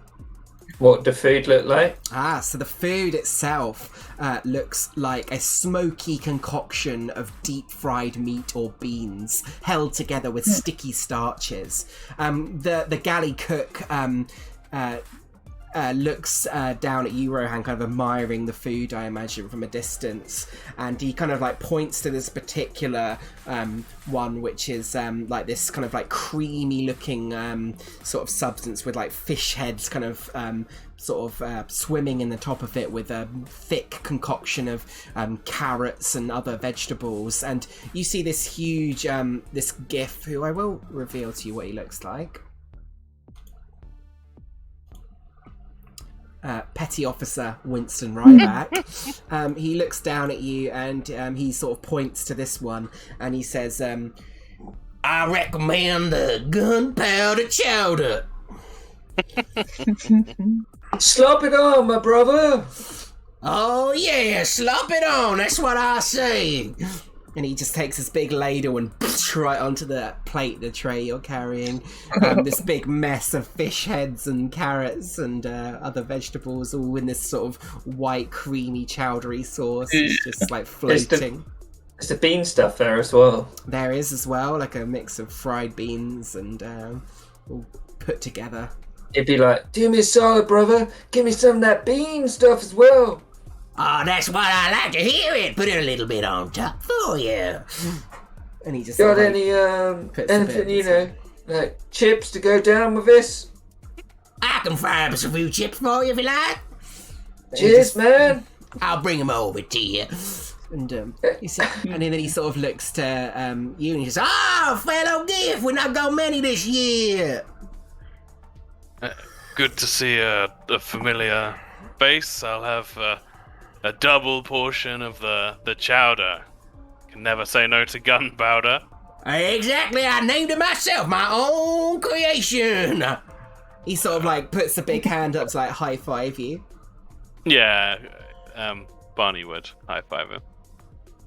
I'm a big believer in the 4 basic food groups: beans, bacon, whiskey, and lard. I like this guy. Wonderful. Just what I need to start my day. Well, I hope you enjoy. Tell him that Petty Officer Winston Ryback sent you. And what for Gives you, him a little big missy? nod. Just a half portion for me. You know, you can't really train on a full stomach. I've been training my entire life and I got a stomach this big. Yeah, it's still just the half. Yeah. Take what you can get, missy. You want her half, big boy? Referring to you, Barnabas. Yes, thank you. Ah, brilliant. I'll chuck that on yours then. A half portion for the little miss. Enjoy meals, cadets. You got a big day ahead of you. Oh, thank you. Man. So you see, as you move along with your food, you find that practically all the tables are taken, apart from you see this one cadet who is sitting on his own. He is though his head is sort of buried deep in a book, he does notice you and kind of just sort of gives you a sort of light smile and a wave in your direction. Most other people seem to sort of be staring at you but kind of look away when you sort of go past, or others seem to be like actively like sort of like fuck off sort of thing. Some people definitely seem to be they seem to be very intimidated by you for a multitude of reasons. Can we see Vina anywhere? You would see Vina on the other side of the thing, who probably is caught up in her own machismo. Yeah. Barney would just glare at the back of her head and then sit down. Yeah, the small the human is quite young and has you see is sort of scribbling sort of mathematical and arcane equations in like this battered pocket notebook. He is like light olive skin, dark brown eyes, and short, dishevelled black hair framing a round face. He wears like the same uniform as the rest of you are wearing, and he sort of like nervously kind of says, "Hi, my name's Micken." Hi, Right. Micken. What are you scribbling? Oh, just some formulas. I'm trying to learn how to be a great spelljammer, but I don't know if I got it in me, to be honest. Well, Micken, you just meeting Mohan Moon River from Undercliff Village, and apparently the moon as well. If you want to learn anything about spelljamming, you gotta ask Ruala. She's the best in the academy. Yeah, I've been training for at least a week now. Starting to get the hang of it. I don't know. I don't know if I've got what it takes to be a recruit. I don't. I appreciate you offering the help. I don't know if I don't want to let you down. Barney shuffles up next to him and kind of bumps into him with his big shoulder on the bench or the chair. And it's like, Barnabaeus Mortrealm Eurydice the Seventh, and let me tell you from experience, you've got a lot more strength inside you than you might realize. Can you give me a persuasion check, please? Can Rohan help and be like, hell, if I'm in the academy, you can be in the academy, man. 100%. I'll give Barnabaeus advantage. Got guidance as well right here. Oh, guidance as well. You God. might need it. Yeah, hand it over. Yeah, That's right. can You I also- transfer it? You do have inspiration as well. Yeah, you could use the guidance as part of that same talk, I'd say. Oh shit, yeah. It's I'll do inherent. that. It's a racial thing, so it's inherent almost. Do I re-roll one dice? Or- Just the one, I think it is. Okay. It's like I'll a roll lucky one more. point. One more d20 and I'll add it. Jesus, rolling bad. Yeah. Oh, you got good. The Got a 4 though. The DC was 12 on this, so you did need to roll a 3 or higher on Nice. that guidance. And so you're Thank lucky you, you've got Rohan. your Saloonian friend here. Thank you, Moon Man. You can see that, like, the words of encouragement that Micken seems like his spirits are quite lifted by that, and he sort of smiles and he says, "Well, I would quite like to sort of find a group to fit in with, and well, I would like to learn more from someone you say is as talented as you. Was your name Rulara?" Yeah, I mean, I've only had a week's worth. There's only so much I can show you. Well, I'd Oh, appreciate. she's just being modest, don't worry. She's a bright mind. I'd appreciate any help I can get. Are you excited for the first assignment today? I'm very excited. Nervous a bit though. I don't That's- really know what's going to do. There's talk that the training officers might combine 2 groups to create a competitive training exercise on the simulations deck. Oh, is that right? Have you? Barney immediately glares towards Vena's group. He Doesn't say anything. Yeah. He gives you a bit of a knowing look. Scary times, though. I'm already nervous about trying to train, and then you've got this plague of recent thefts, especially targeting the instructors. Oh man, are you an instructor? Oh no, I'm just a cadet. Then you're fine, man. I know, but it's still... I don't know, I still worry. I can't help but worry, I'm a worrier. Hey man, this week, found out I'm not from Undercliff Village, from the moon. You know, things only get better. That's how you gotta treat life, man. It comes rolling you like a big stone. You can either jump out the way and keep going up that big hill, or you can get squished. And we got squished, man. But we survived. Rulara looks at this guy to see if he picks up the Moon Man part. He kind of doesn't really understand what he's saying. There's a bit of a blank expression on his face and blinks as you see Petty Officer Winston Ryback kind of walks over and he just chucks this big jug of water down the table. He's like, "Oh, a big old jug of salt water for you. Enjoy with your meals." And you see Micken kind of looks to him and it says, "They're even in addition to the realm space charts going missing, one of the thefts even saw Winston. You were robbed, weren't you, Winston?" And he kind of looks down. He's like, "Yeah, my custom pistol. If I find the man who stole my custom pistol, I swear they'll be finding themselves waking up in a vat of beans in the morning." Oh, Winston, man, you lost your pistol? I know, man. Awful. I'm No one sorry. deprives a gift man of his pistol. It's a prized possession. Yeah, Barney's shaking his head as he's hearing this. Oh, I find, and then he tried to assassinate our great academy founder. Ooh.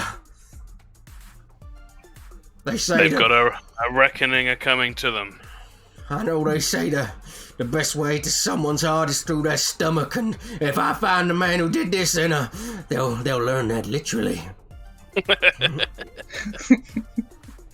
He kind of just sort of bangs the table a little bit in anger and kind of goes behind the thing and just starts slopping food onto the next cadet's. He slams it so hard it kind of splashes up into this cadet's face. He's just kind of like, "I just wanted the beans." We have to help find that guy's pistol. He gave me an extra offering and some chips, man. Yeah, He would have I kinda bought, wish I knew the chips over as well. for this. Rohan with the water. Sweet. I fully agree.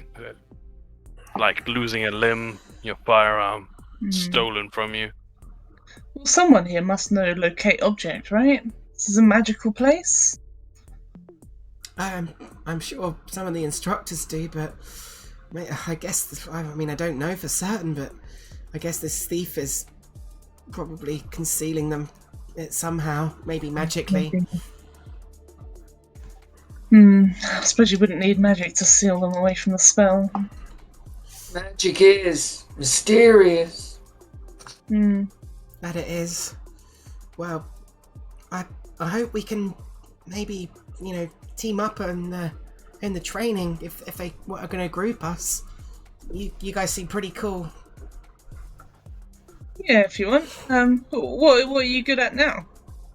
I'm I don't know if I'm good at much. I'm trying to learn arcane stuff. You from down there, man? Yeah, I'm what do you mean down there? You know, like near Waterdeep? Oh, I'm from Baldur's Gate. Damn, that's where my dad ran off to, man. Do you know him? Sorry, no, I'll let you know if I see him. Cheers, man. I know a little bit of magic. You see him, kind of struggle a bit, and then casts Mage Hand, and then picks up the jug and pours you a glass of salt water. Ooh, man. We'd be glad to join up with the warrior. Gives him a wink. He sort of smiles at that. That's 2 different spellings. I get it.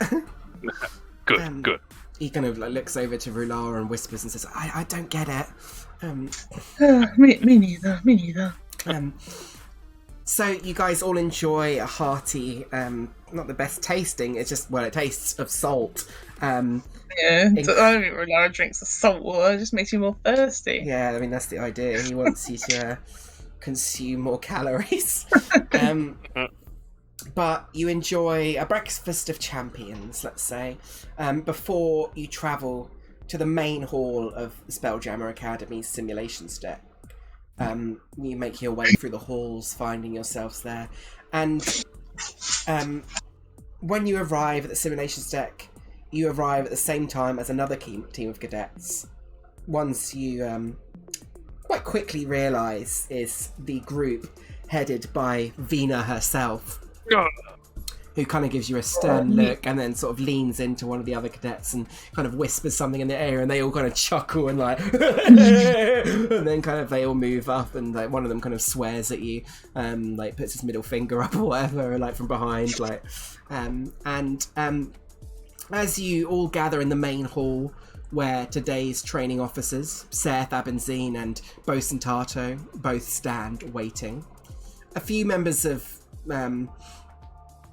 you see there's you can see there's some excited murmuring from other cadet groups that are turning up behind you, and some of them sort of as they sort of murmur excitedly, you see a glare from Bosun Tato quiets them as she chews her cigar.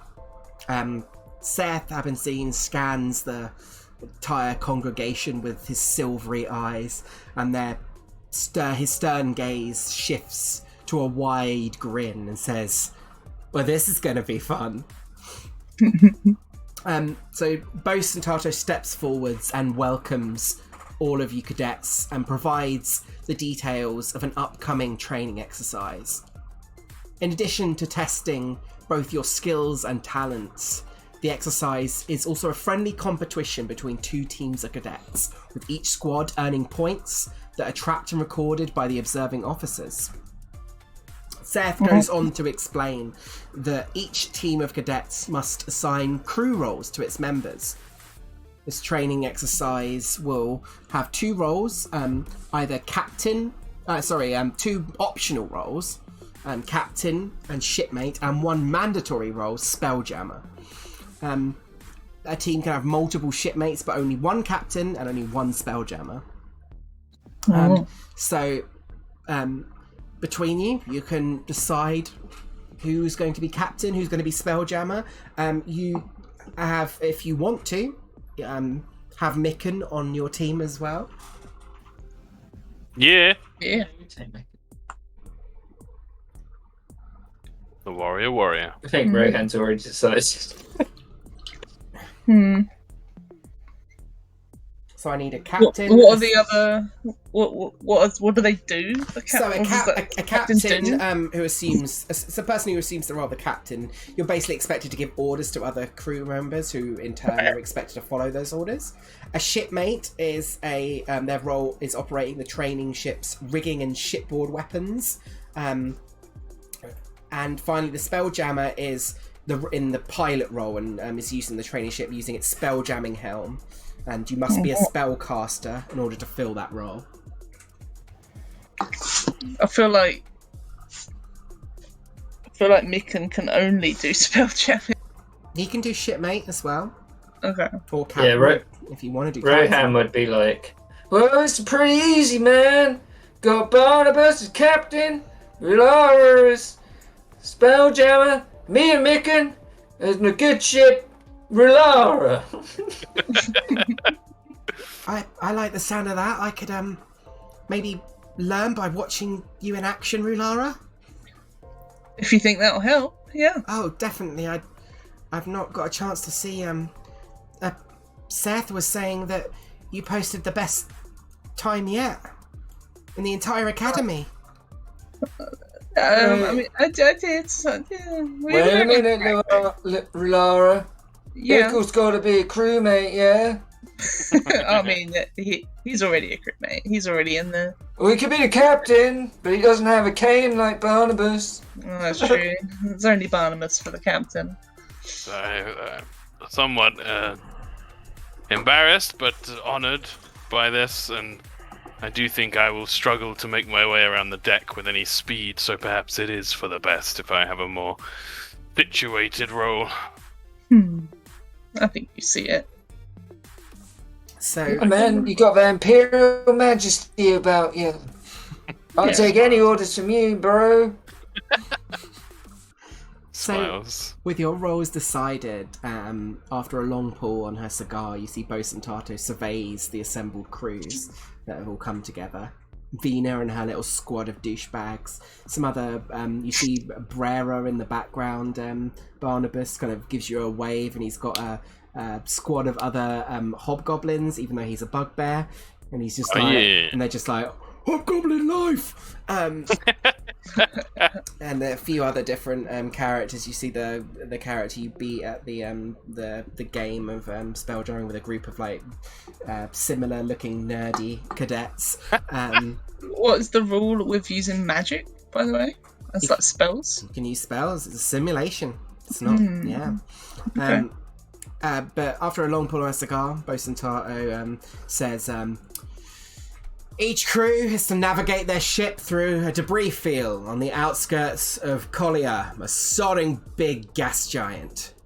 There you're to salvage the captain's logbook from the wreckage of an abandoned ship. Then return to your starting point with your own ship intact. You see that Tato levels a steely eye and says with a glare, intact, not first. Get the mission done well, not quick. So as you stand in this broad circular space with a domed ceiling, its stone walls carved with arcane runes that fill the area with bright light, you see there's chambers around the room, each equipped with a training version of the spelljamming helm, and designed to create these complex illusions, designed to test your speed, skill, and ability to work together in a crisis. You've had a little bit of experience of this before in the opening of last session. Seth accompanies you to a simulation chamber where you see Mr. Blip is standing there, the Academy's quartermaster. He's preparing the physical aspects of the simulation. He hurries over when he sees you, his eyes shifting to a green colour, particularly as he sees Rohan, and he sort of greets you and just says, "Good luck, cadets." This voice is going to change for him constantly because I cannot remember it very well. Good luck, cadets. Mr. Blip's got his eyes on you today, and I thought it'll be a great opening test of competitive will, if they were. I think so. I've got more theories, by the way, just so you know. As he whispers to Rohan. You see his You see his eyes. Oh, sorry, go on, Kieran. Did I tell you I'm Moon Man? Yeah, what now? I'm a Moon Man, man. A moon man? Like, Yeah. like you live on the moon? Well, I'm born on the Moon, man. I live in Undercliff Village. Let me see if Mr. Blip would know what. I think this guy's probably got like a +1 to his history. DC 14? No, he doesn't know what Sloonians are. And he's like, very interesting. I've always wanted to go to saloon myself. I've heard it's a bit of a dump, to be honest. Not much there these days.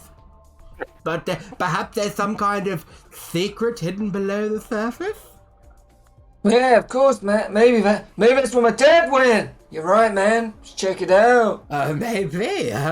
But his eyes suddenly shift to a bright blue, and he says, "Oh, I must set the table." And he sort of rushes over to this table set with magical gear and mysterious devices, unrecognizable to you. And he's sort of like checking them over, and he looks to Seth, and he's like, "Ready to go."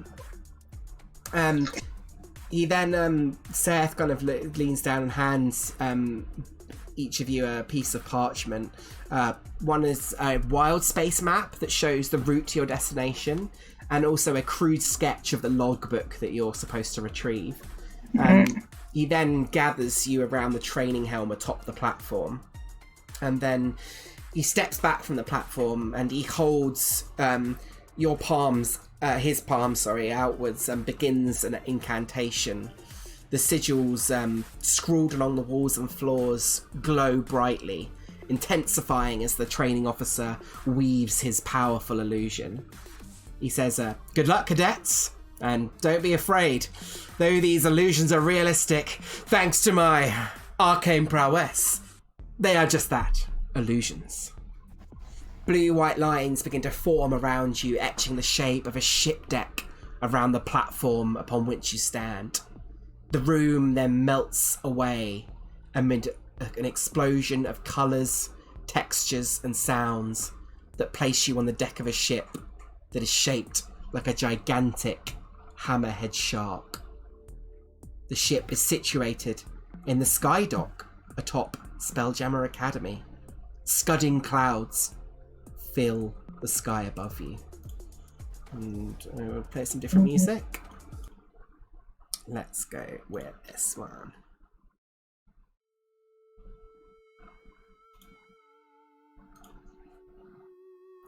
So, the simulation has begun, the powerful illusion magic.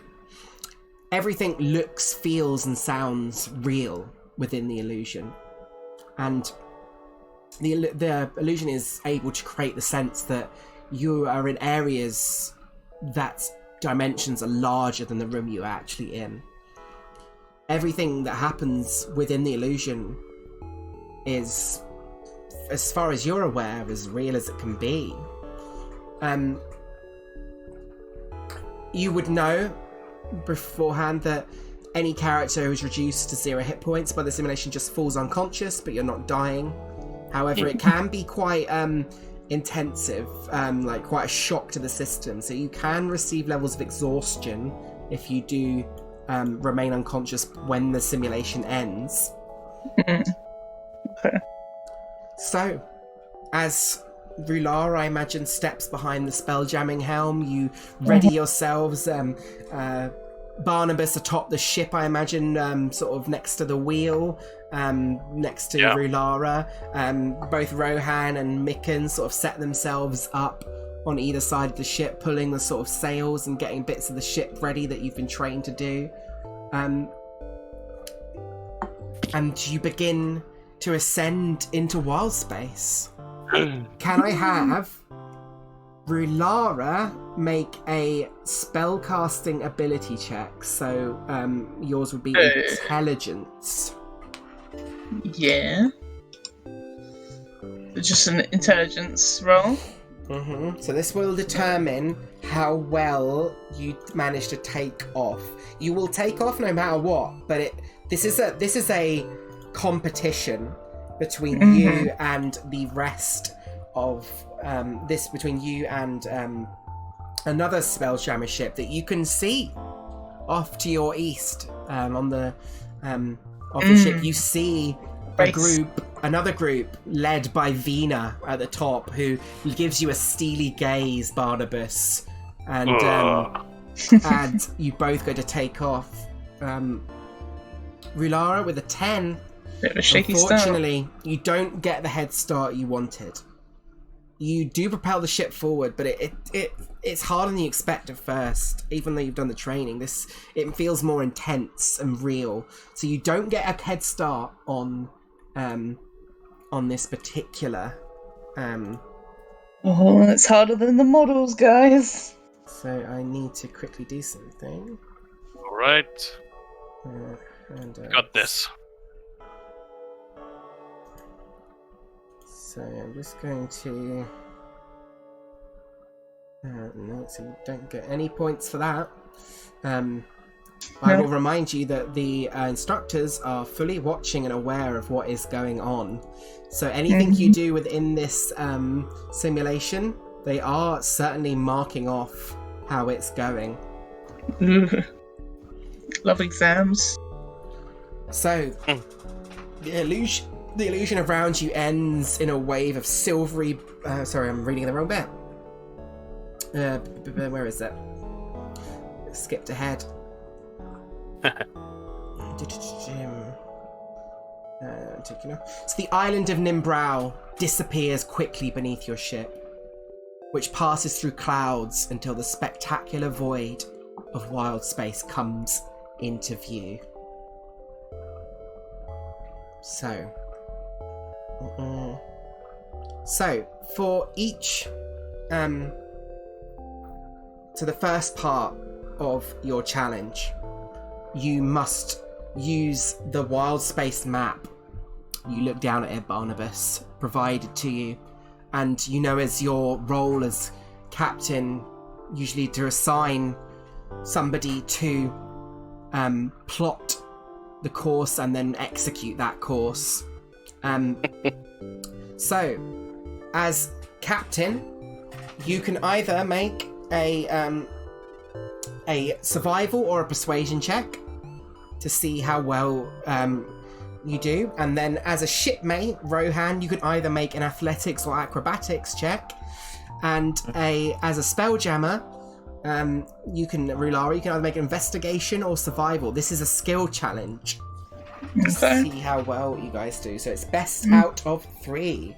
So we want 2 out of 3 results on this. I will start with Barnabas. Could you make either a survival or persuasion check for me? 9. The DC was a DC 12, unfortunately. And you have already used your inspiration, sadly. Oh, indeed. That is 1 failure. Shipmate, that is you, Rohan. Can I please have an athletics or acrobatics check? Can he use his world shape if he wanted to? Use those stats? Not in this particular thing, I'm because going to use inspiration. this is not this is more specific to what you're doing in terms of Oh, for fuck's sake. Fair enough, yeah. the same role. Oh no. We're killing it, guys. We're Fortunately, killing it. 2 out of 3 failures is enough to fail this task. Let's see task. Let's see. Yeah, it's best 2 out of 3. This one, not quite the same as a usual skill challenge. again, these tasks will be completed regardless, but it's about how well you do, because this is how well you're testing on the score to see how well you do in the exams, essentially. Rulara, please roll me either an investigation survival just to see if you can salvage this a little bit. I'll try. An 8 is also not enough.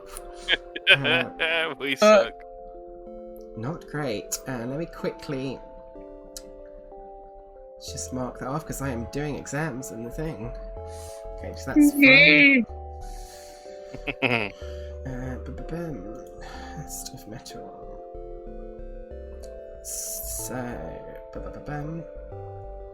So, your ship accelerates to spelljamming speed, racing through wild space towards its destination. It's quite overwhelming how fast the ship is. It's faster than a ship on the water. It's like a fast flying speed. It feels just like you're floating through the air, but rapidly. And after a minute or so in this simulated state, the ship returns to its normal, slower flying speed, more like being on the boat of a ship. You can see alongside you a school of giant space eels swim past the ship. Each eel, though, discharging a bolt of lightning as it zips by. And you find yourselves in the ship caught in the eel's electrical storm, which starts one or perhaps more fires upon the deck. Oh, shit. Avoiding the worst of the electrical storm and extinguishing the flames requires you each to make different kinds of checks. Captain, I will need either survival or persuasion. This is best of 2 out of 3 again. The DC, I will just straight up tell you, is a DC 13. Okay.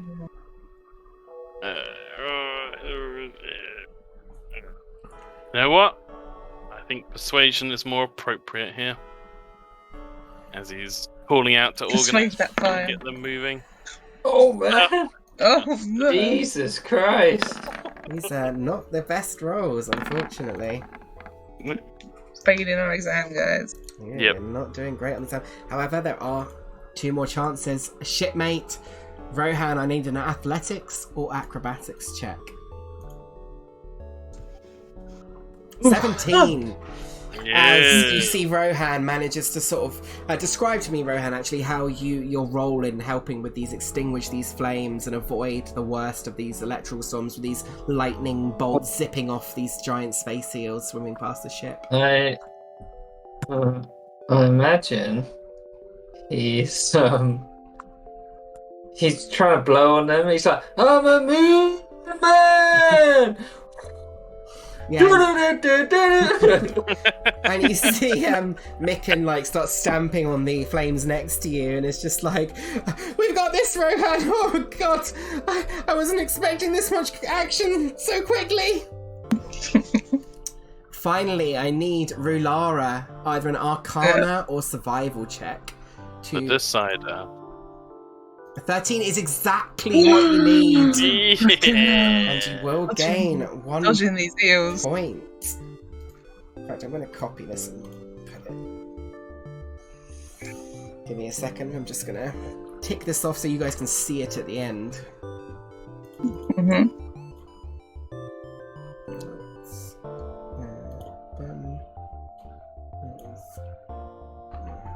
Bigger than that.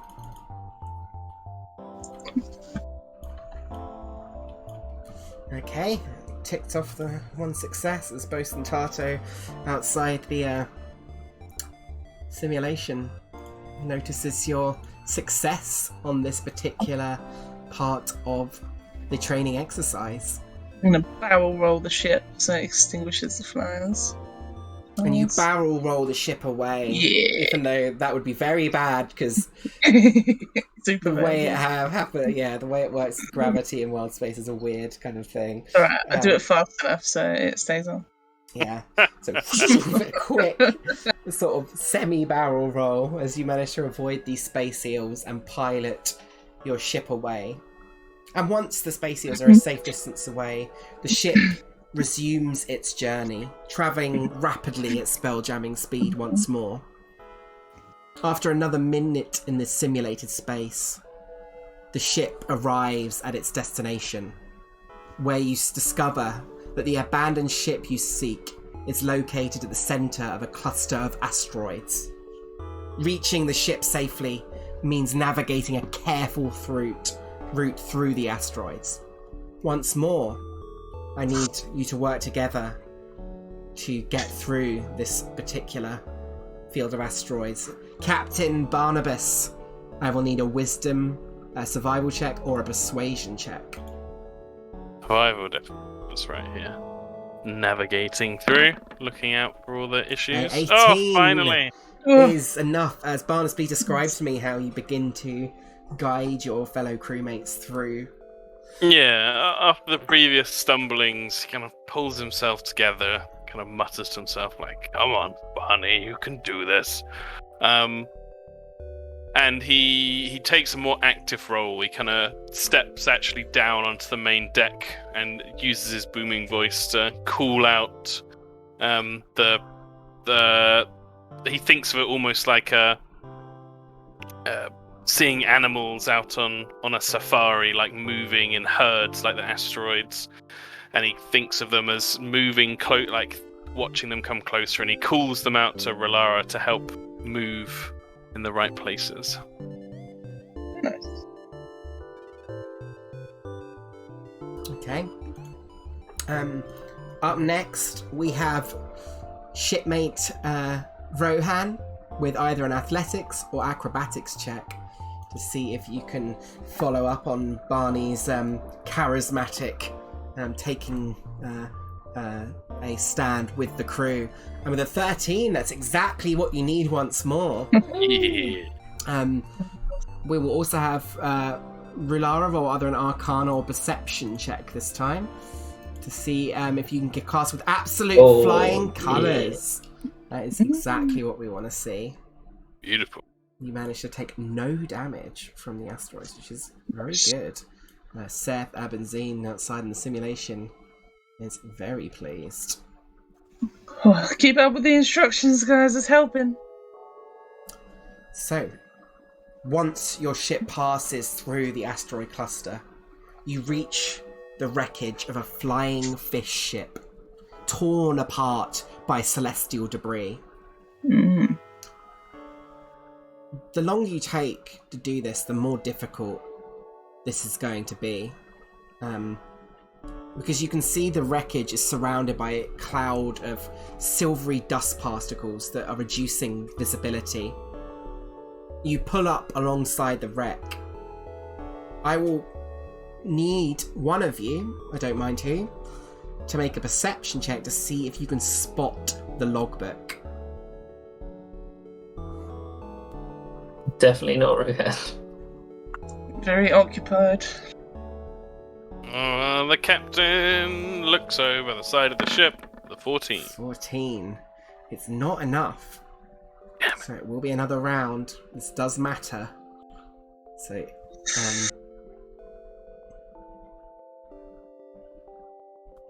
Oh, DC does go up. Rohan will use his what is it? Bless? Is it bless? What's that one? Guidance. Guidance. Wait, what's that?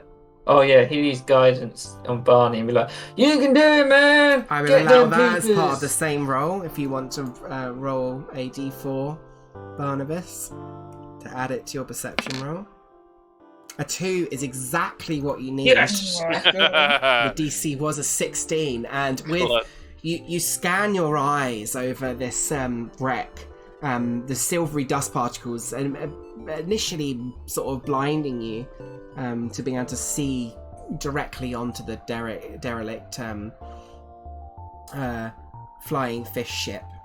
But with Rohan's encouragement, the words, it kind of steadies your resolve, and the captain's gaze finds it looking for a logbook, and eventually you see it lays amid debris from the captain's cabin.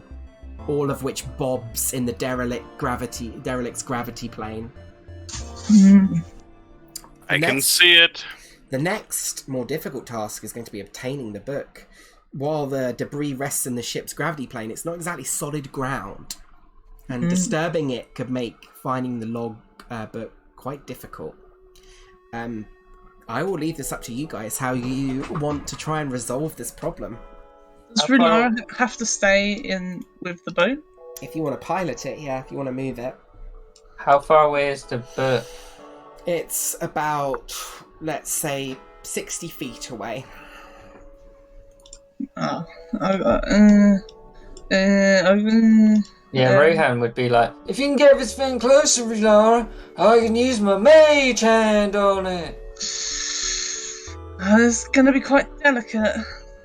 Debris might be an issue. Oh, Yeah. wait, is Thingamajig in the simulation? Micken, yeah, he's with you. Oh, no. Oh, who? Ickle. Oh, Ickle, yeah, 100%. Right. He's going to use speak with animals. Okay. You can't speak with animals. He's going to be like, hey, little man! Oh Rulara no, it's you again.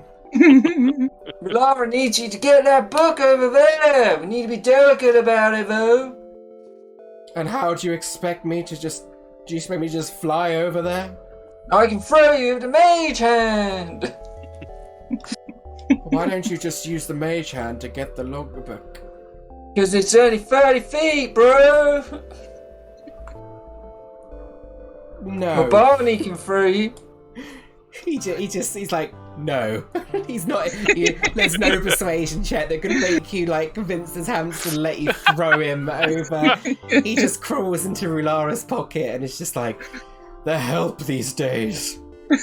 I'm all out of ideas. I love the idea of looking over and seeing Rohan just making like chittering hamster sounds. Yeah. Like, Yeah. Well- let me see what my spell does. I was wondering, Rohan, if you'd be willing to make yourself into a smaller creature that I might tie a bit of this rope around you and toss you out into towards the book. I haven't seen many things in my life, man, but I can turn into a giant rat. Well, giant doesn't really help. How about the badger you were before? The giant rat's medium, the badger is... No, the giant rat's small, the Oh, giant badger is medium. okay. I can glide over there. It's just getting back.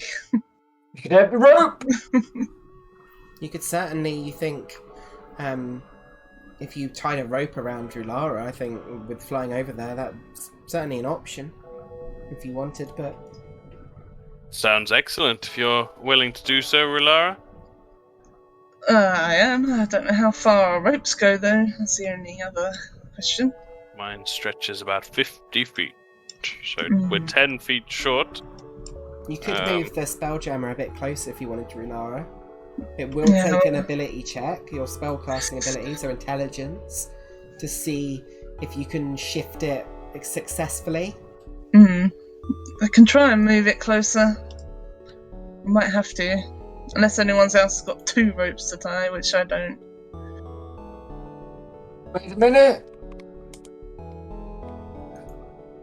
Oh, I've got a rope. And he's got his rope out. Okay. Okay. I think Double rope. I will say that let's have let's have a skill challenge again. The DC is 13 and you guys can decide what skills you think is relevant here. So this involves tying the rope on, this involves being like physically sort of thrown out there and then grabbing the logbook. This requires you being pulled back in safely without the rope breaking. This requires you controlling the Spelljammer perhaps to get it a little bit closer. No. You decide amongst the 3 of you what skills you think is best, or if you've got any other suggestions of what would be involved in this, I am more than happy to entertain them. Athletics for Barney. He's going to be the muscle of the operation, throwing you out for your initial leap and glide. Yeah, And pulling I the think it's rope back gonna be an acrobatics, I reckon, for the grabbing. Rohan will guidance both of those. And I think it's touch, so you can only do one, right? And it's concentration, so you can only do Yeah. one oh at a shit. time. Yeah, he'll guidance Barney then. Yeah. And Mm. he would just use performance to try and pull up. Okay, I will. Who would... Can I try and use my adjust density? Which Ooh, what does that do? it's part of the gravity wizard, and it can halve your weight. Very fucking cool. Yeah. I will say, roll a d4 for me, because that's a really cool fucking solution for this. Yeah, that's what I thought. Roll a d4, yeah. Yep. So tell me when you've got the result. So Fortunately, it was only a 1, which has reduced the DC to a 12. Oh, still nice. Take that, yeah. So yeah, she'll do that. It is concentration. When halved, I can jump twice as far. Don't need to jump. I can glide in. But I have disadvantage on strength checks, which I don't need. I don't think. No, you won't need that here. So Cool. Shall I launch? Feel free to launch ahead, Barnabas, if you want to roll Launch your. pad. I think it was athletics check you said, and you've got guidance on this roll as well, thanks to Rohan. Yep. And I get advantage for being a You GIF. do indeed. Nice. Oh, 22. Describe to me, Barnabas, a 24 even. Describe to me, Barnabas, how you expertly... It's not even, like, power, it's also precision on top of that. You know how to sort of flex your muscles in a way that can propel others. Describe to me how you throw Rulara forwards towards... Yeah. I don't know what Rulara's expecting, but perhaps like a swinging motion or something like that, but...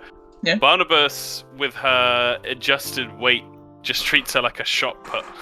And like, in his big hand, allows her to kind of perch, nestled into his shoulder, as he takes a few hobbling steps back, and then with a pride and a memory of his ability, his strong legs before, kind of stumbles, but uses the stumble to push up with his back and throw all his weight up through his arm, launching her in a perfect arc towards the book. Like a diver, spreads out towards the end and tries to... Well, there's no wind, but catches something to try and glide. It wouldn't be wind per se, but like each Spelljammer has a gravity field. So there is gravity within this thing. So you would float down, you would glide. Nice. Make an acrobatics check if that was the check you were going to use. Yeah, I need to grab the how book. Yeah. A Hell yeah. 24. Holy shit. Let's go. It's 2 out of 3. This is a more usual thing, so it will require 3 in total. Just thinking, so Rohan's next roll is important as well, but obviously that will go back round if to more checks than how you might help otherwise. But first, let's see, Rohan's DC is 12, thanks to Rulara's manipulating her weight. Rohan be like, come on, Macon, let's get these guys going. Come on, I can barely read, but you guys, you're gonna get a book. You've got this, Rulara. Captain Barnabas. Performance check for me. With advantage, fuck it, that was cool. A 15 is more than enough, and with that, Rulara, you feel inspired onwards as you swing down, you glide down, and if you let me, don't mind me describing, with your like sort of your primate ancestry, it allows you much more dexterity with your feet and control. And I imagine you glide down with your wings open, the rope tied to you, and you just hook the logbook out with your foot and grab it up and then scoop it up and catch it in your mouth. And Barnabas, I imagine after that you spot her, if she's caught it, she gives you the signal and yank her back towards the ship, where she comes flying back towards you, where Rohan and Mikan are quickly there to catch her before she goes tumbling into the side at all. Perfect. Nice. Well, that went really well. Well done, guys. Excellent Excellently executed. That was a good throw. It was a wonderful glide, graceful. And thank you for the support, Mikan and Rohan. You're Alright, man. welcome, Captain. I could feel your energy surging through me. A lot of positivity going on, guys. Well done as well. Well, let's get this ship moving again, I guess. Yes. To show our best selves. So, Oh, Hands Barnabas the book. deck. Take us out, helmsman. so you would know Will do, that Captain. you're heading now, Rulara, back out through the cluster of asteroids. Mm-hmm. So I will need you to make the same checks as before. A DC 13. Okay. 2 out of 3 will be enough. Captain, I need you either to make a survival or persuasion check to navigate these asteroids once again. What's mine again, sorry? What will we do is now? Arcana. No, we'll do it one at a time. 15 is enough, as once again, Barnabas, similarly to before, in the middle of the action, commanding those around you who quite clearly respect you at this point. Not only what you've done in rescue and helping the merciless, but also just your attitude so far in this simulation has been really rubbing off on everyone else. You can tell around you. And the first to check is successful, and we'll go with Rulara next, as we've been going her last usually. So let's do an Arcana or Perception check for you, Rulara. Oh, no, I'm rerolling it. Oh, inspiration. Okay. A 22. Hey. With that, you do manage to navigate the asteroids. But we'll see if the ship, because the last it says does actually make a difference in this one, because the ship will definitely not become heavily damaged, but it could become lightly damaged, which will be important. So either an athletics or acrobatics check from resident Rohan. He do guidance on himself. I'll allow it, yeah. So I'm not gonna fuck this up. 12. So you with guidance you will pass no matter what, but let's see what you get. Up to a 14. So guiding yourself with your inherent Salooni ability, where a human might have failed, the power of Saloon herself, the moon, guides you forward, and you do manage to direct Mikan and guide the ship as your role. I imagine there's some like sort of silvery sparks that come off him when he's doing it. He's like, "Yeah, I'm a moon man." Perfect. just I love to that. himself. So, as your ship steers clear of the asteroids, suddenly another ship appears. Its sleek frame is painted in a wild shade of pink and is designed to resemble an immense squid. Starlight reflects off the ship's hull, illuminating 2 turret-mounted ballistas rotating slowly to face your ship. Let's have you move over to a different map. And I will play some different music as well. Let's go with this one.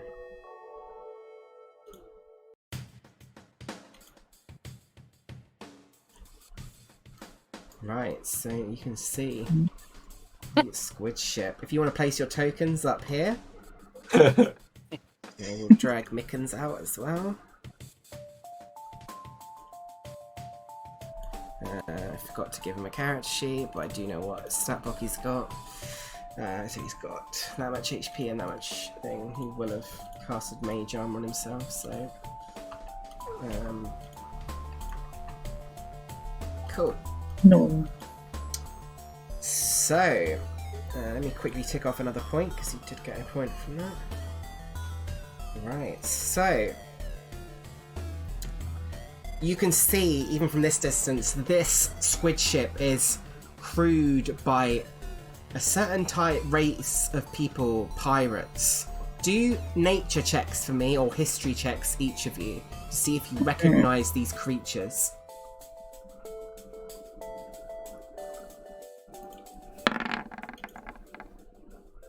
24 Rilara definitely knows. A natural 20 from Rohan, somehow he does know. And Barnabas also knows. You all recognise these creatures, these humanoids, to be Githyanki. You think, having already set their sights on salvaging this derelict, the Githyanki do not take kindly to you jumping their claim. And you can see this squid ship immediately moves into the attack position. Cool. So, Okay. the battle begins. We are going to roll initiative as a group. Hmm. Using damn. the, Group the side initiative, eh? initiative variant rules. So, could you please roll a d20 for me? There's no modifiers to this. The Githyanki Okay. do the same. Mm. Oh, let's go. Very nice. 19 to a 20. So let me add this in. And this is a good point where I can ask, what do you think your team name would be? Mm. Moon men. Team Moon Men? Do we like Moon that? people. I don't know, let other people. It doesn't have to be permanent, it's just a team name for this particular training exercise.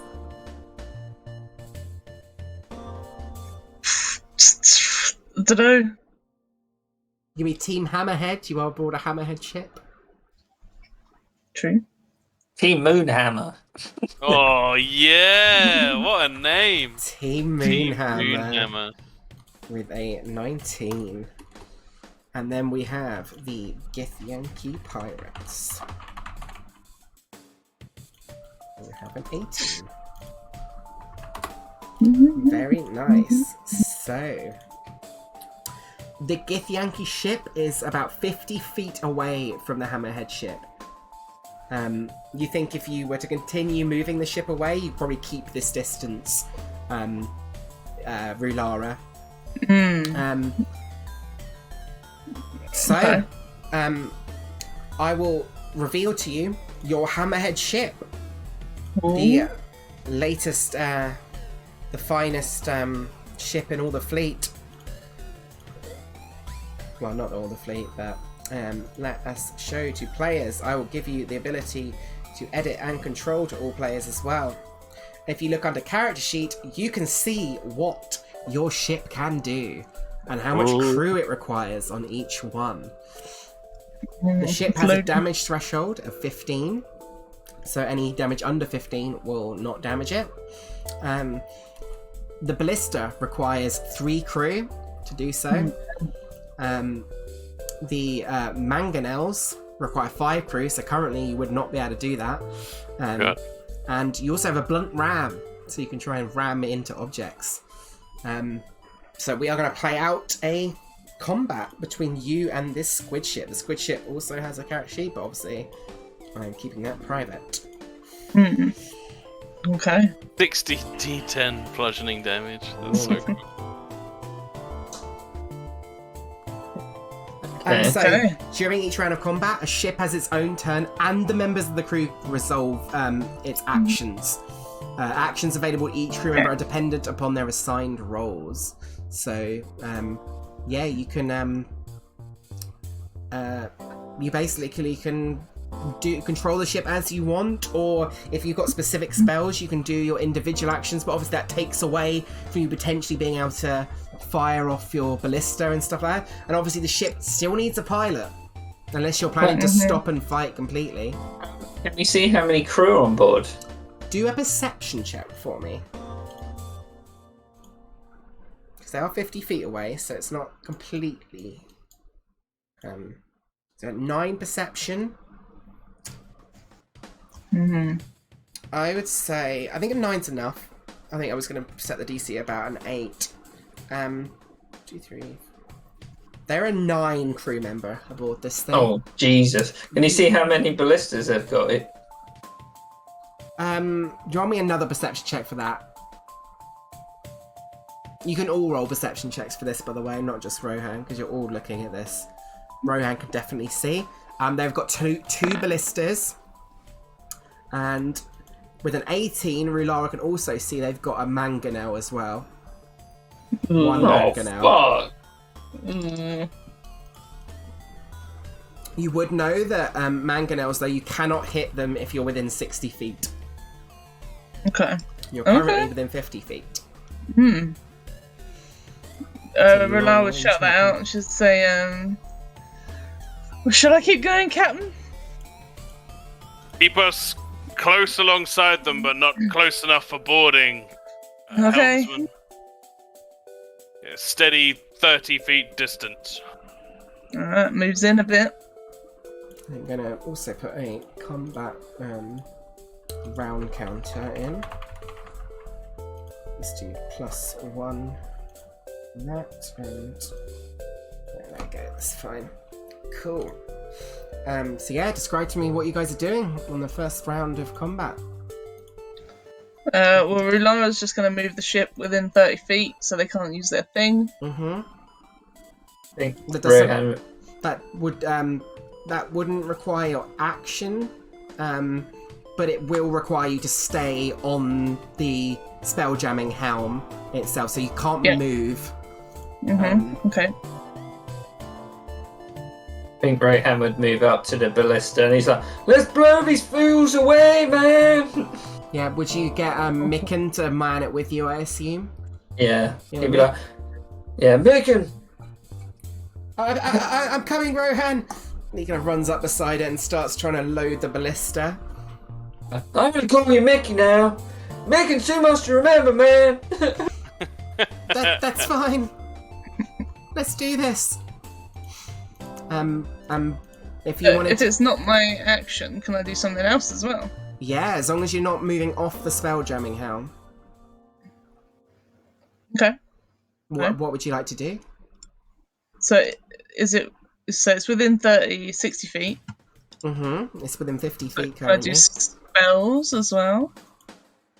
Yeah, you could, yeah. Okay. Just like right on them, where most of them are standing. I want to do my spell. Go for it. What do you want to do? Magnify gravity. Ooh. Con save will do 80 force damage. Okay, I'm going to make a bunch of con saves here. I will say, can you, because you are using your spellcasting ability to pilot ships, so I will require a concentration check. Okay. It's not a concentration spell. No, but, yeah, I know. but piloting the spelljamming helm in this case would be. Ooh. You're fine. Absolutely no problem. DC was 10. So you cast it no problem. Let's roll some constitution saving throws. Your DC is... What's your DC? DC is not very high. It's 13. Can I do it so where they're mostly standing, but also on... So I would assume there are well? currently 3 on each ballista that are gathered together on the stern castle. So there's 6 situated very close together, and there's 3 that are kind of more on the main deck. Any object that's being worn. How many ballistas can I get in within 10-foot radius? Both of them. They're right next to each other. Cool. Because it says, any object that isn't being worn or carried in the sphere requires a successful strength check against your spell save to pick up or move. Okay, I will say that the ballistas... I will say in this situation that can't happen, because they are essentially attached to the ship. So I would, in that case... It's more like they can't like aim it or like move Ooh, that's cool around. though. That's an interesting idea. I like that. what I will say then is if you want, instead of making constitution saves on 2 of them, the ones aiming, I can have them make strength saves instead, and they will, if they do that, they will get disadvantage on any ballista attacks if they fail. Yeah. Does that sound reasonable? Yeah, I think so. Okay, so you're sort of manipulating the spell as part of this. So you'll only catch 4 of them in the damage then. Mhm. So 1, 2, 3, 4. Oh, they roll pretty well. What's your DC? 13. 13. So roll me 2d8 force damage and we'll see. 2 of them take full damage. 9. Okay. Boom. And then let's do this one. Boom. Then half would be 4, so boom. And boom. They're all still up, but 2 will make strength saves, and if they fail, they get disadvantage. 1 does not, but 1 does. So I will put a little on my end, disadvantage, marked that on that particular Githyanki. Yeah. Awesome. Spells. That would be your action. Barnabas, are you joining Rohan and Mikan to take a shot with the ballista? How far away is the ballista from me? Can I get? Because remember, I've only got 15 feet. It probably is movement. about 15 feet away from you. The ship isn't massive. Then, as I hobble over, I would like to make use of my action surge that I got at level 2. And do 2 things. One will be helping to fire the ballista. But the other will be firing my musket across Amazing. the ship. And I want to see if I can see a pilot on their side. I would tell you now, definitely would be able to. So I'd like to aim at the pilot with my musket. Okay, I'm very much like this. Please do. I'm going to say, because the way they're moving, that this guy has 3/4 cover. It is compared to his usual DC, because this, compared to Rulara's spell, which is a targeted point she can just do, I think when you're moving at this sort of speed and this is chasing you, it's quite a hard shot, so... Makes sense to me. +5 to his AC. I'm not yet proficient with firearms, so this should be a hilarious Do you run. not? You should get it as part of your race, should you not? Are you still using the custom GIF? I might be, yeah. I think you probably are, because I'm pretty sure the playable race, if I'm not mistaken, automatically get proficiency in firearms. Let me have a look quickly on D&D Beyond. I don't know if we have them yet, because I have no money to purchase that book. GIF 5e, Spelljammer. Let's have a look.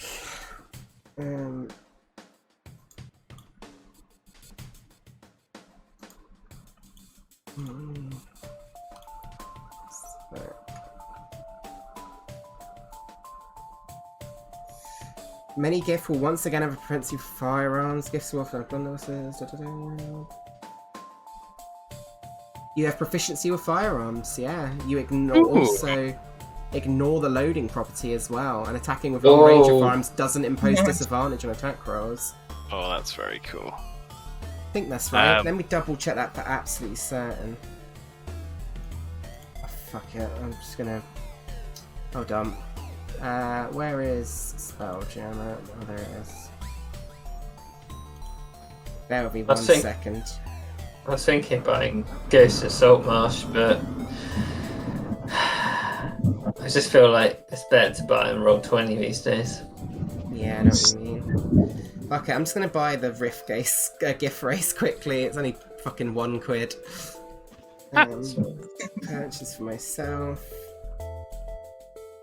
I know this is running a little bit later than we usually would. I don't mind. If you need me to end it early, either of you, please tell me and I will. Just not too late, that's all. Yeah, it won't be too much longer. You know, I'm gonna drown in the storm.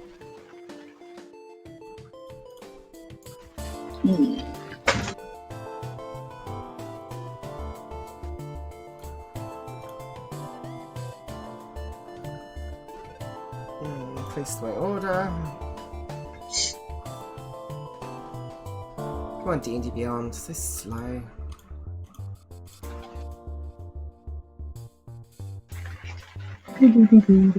Congratulations. There we go. So let me quickly go look at this race then. Oh, is my internet dying again? Hello? I think it might be. I can hear. For how long though, we shall see. Either a +2 modifier or a +4 modifier. Hold on. To be honest, being so slow for me. Standard race. Let's find Yieldy GIF. There we go. Right, here we go. Yeah, your astral spark. Your psychic connection to the astral plane enables you to mystically access a spark of divine power, which you can channel through your weapons. When you hit a target with a simple or martial weapon, you can cause the target to take extra force damage equal to your proficiency bonus. You can use this trait a number of times equal. So, if you want, Tom, I can change Barnabas's race for you right now to the actual GIF one. Sure, yeah.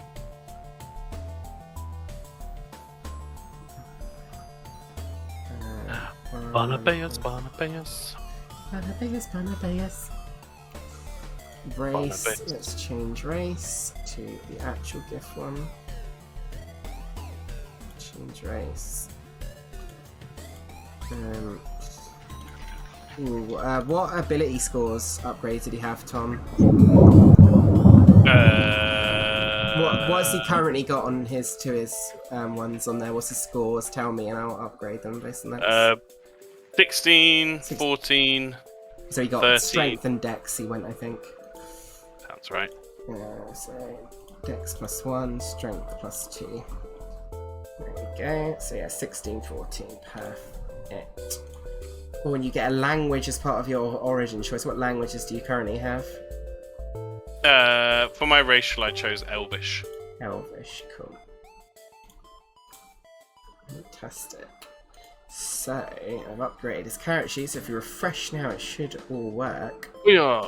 So you do get proficiency with firearms, and you ignore the loading property of firearms. In addition, attacking at long range with the firearm doesn't impose disadvantage on you. What? That's awesome. Crazy cool. Yeah. Cool. He's okay. I'm rolling then, and hopefully it's updated. So, yep, that's good. Does miss, unfortunately. That's fine. I'll So draw yeah, that. as he hobbles across the deck with the cane for a moment, the cane kind of drops as he brings the musket up, but fires wide. But there's a big smile on his hippo face as he fires anyway. And then the musket gets slung across his back, and the cane again. And he hobbles up to the ballista. Okay, if you want to take a ballista shot for me, please feel free to take it with the hammerhead. Can you guidance it? No, it's attack roll, Shit. so not. Oh ability right. check. I don't know guidance. 20 does hit. Roll that damage. If you click on the blister, it should roll it. 17 points per minute. You do manage to break through its damage threshold. Nice. 17 takes it down to that much. Cool. So he fires into the side of the squid ship, piercing the eye of the squid. Ooh. And that is your turns, though. The Githyanki pirates are going to fire 2 shots with their ballistas. They got 3 crew on each currently.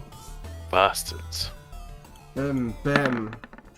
Does they get disadvantage on the one? They do get disadvantage on one, but I would count that as the one disadvantage, because that does Damn it. hit, unfortunately. The last one, though, could make a difference. 15 still does just hit. So Yeah. both shots do hit. So, boom, on the first, 21 damage. Oh, Bringing you down fuck. to 379 health. Oh. And the second one... Yeah, I don't know if you... Can you see the health on the token? Yeah. Yeah, I thought it Yeah. said 4,000. No, that would be ridiculous. And 16 again is just enough to break through the Damn damage it. threshold. Pence. So if you want to adjust it for you, that would be really helpful. So down to 3, 6, 3, I believe. Yep. Awesome. I don't think they're gonna. They can't piercing ram you yet because they can't get close enough. Oh, piercing. That is their turn. Oh, piercing. So round counter back to Team Moonhammer. Main hammer. Rohan, are the guys clustered around a ballista? Yes, they currently are. Is going to chuck an ice knife. Very nice. So for the maximum sort of Yeah, you could probably. What is the range in it? 5 feet. 65, yeah. What's the Oh, the sphere's 5, yeah. 5? Yeah, so you could probably hit 4 of them if you targeted it right in one of the middle ones. Yeah, he'd do that then. Okay, make the shot on the first one for me. 21 definitely hits. Nice. Holy fuck. Whoa, That was- big old damage. So, does the first guy make a dexterity check still? He does, right?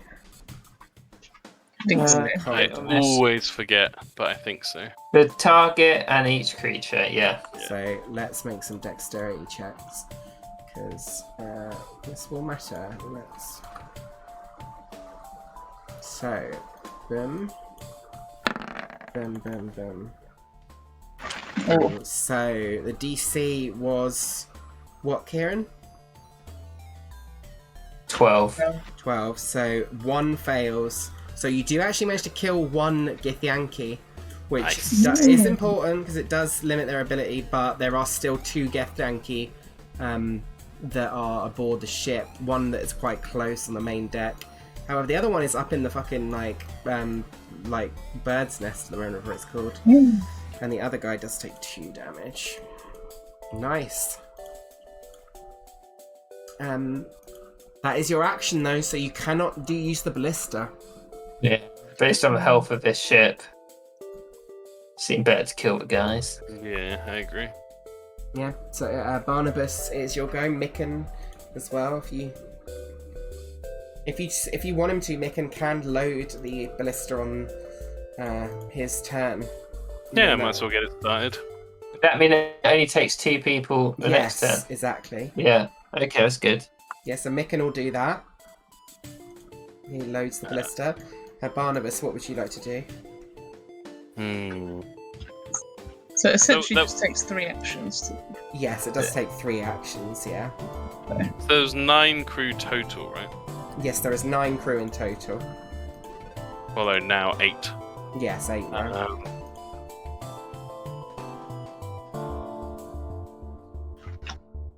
I just want to keep blasting. Blazed. Yep, I'm going to keep blasting with the musket. Okay. Aiming for... Is there someone who looks like a captain, a leader? Someone calling out to the others? 100% looks like he's on the sort of deck next to the spelljamming pilot. Well, there's only room for one captain in this. 16 So- will certainly hit. The AC was Nice. 17 with the full cover. Then I'll use an astral spark. That's super cool. Additional +2 damage here. Oh! Oh! That's 16 damage. Yeah, describe to me how you headshot this guy from almost 60 feet away. I think this time, Barney actually hobbles up to the edge of the ship, kind of goes into a pained kneel, but uses the angle to brace the gun barrel on the side of the ship. Takes a proper sight down, kind of says to himself, just slow and breathe.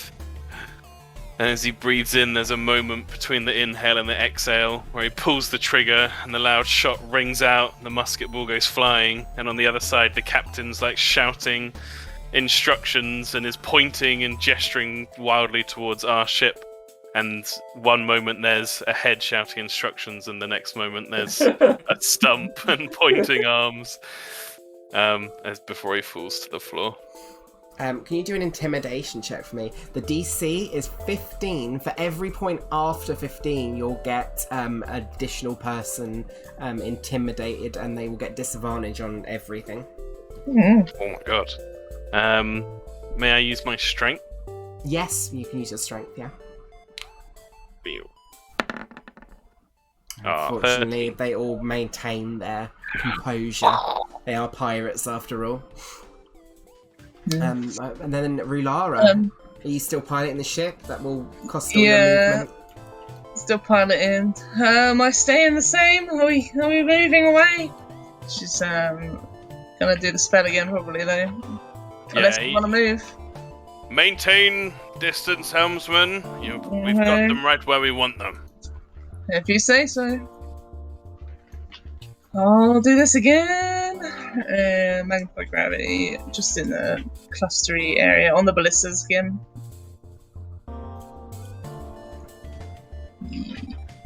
Yeah, roll the thing. You can catch all of them, I think. So, they make con saves, if I'm correct, right? Con save. Con saves. So that's 5 con saves. Mm-hmm. Oh, damn.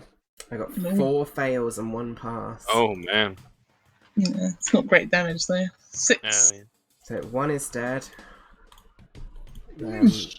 So that guy failed. This guy passed, so he takes half damage.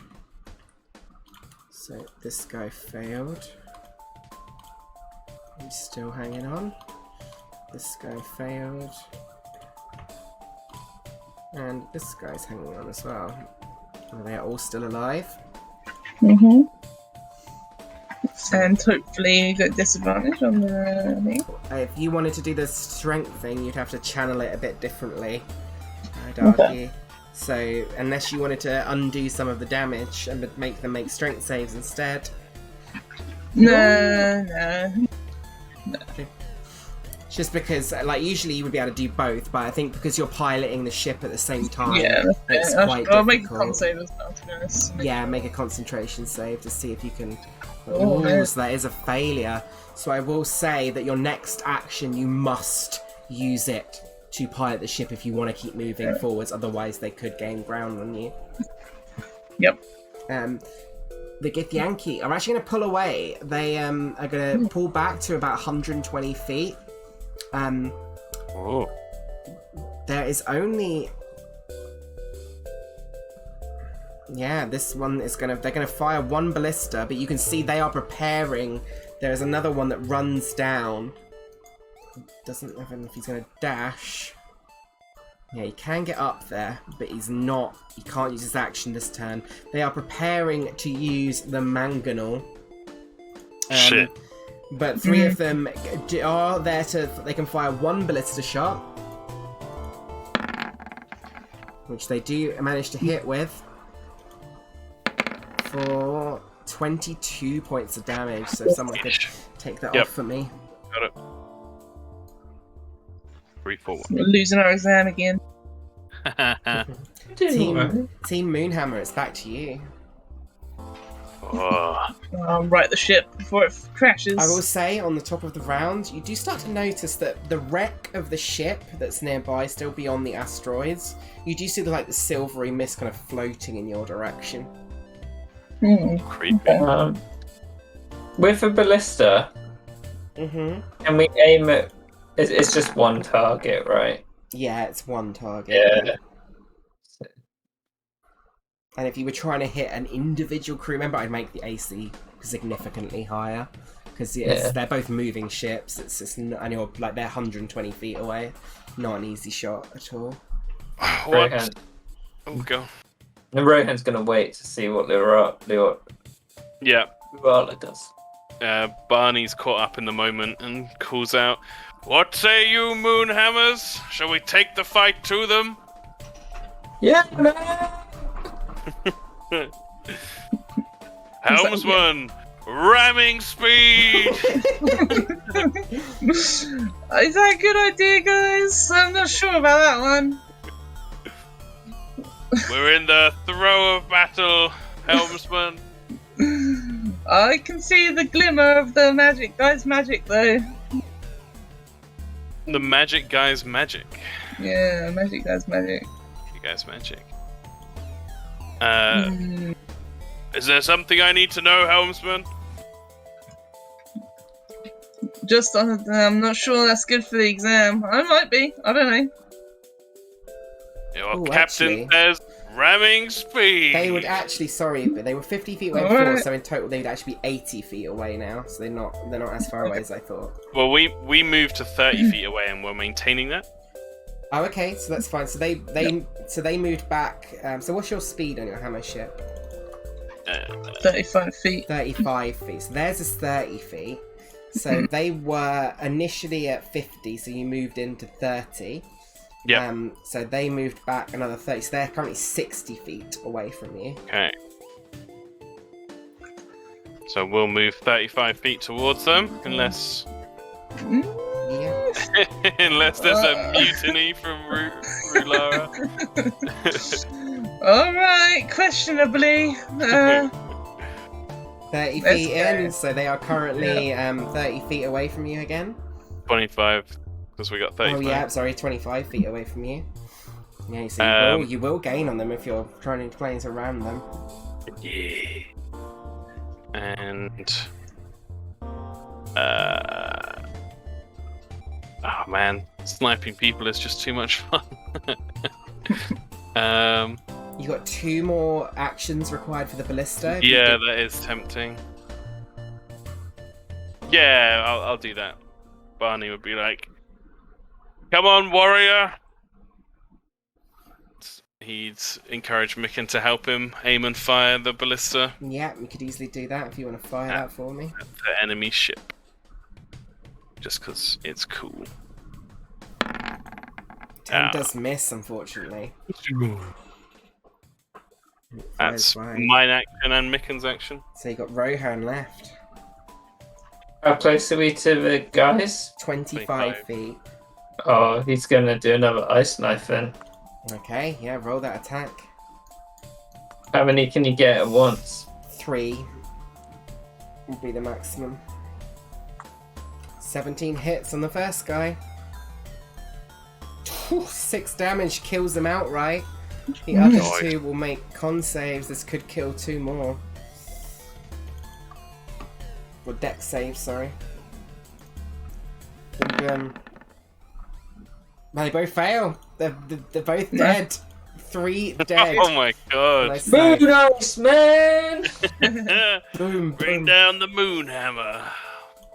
You currently see there are 2 more up on the thing. The mangonel plan is over. There's only 3 left in total, and one of them's the Spelljammer.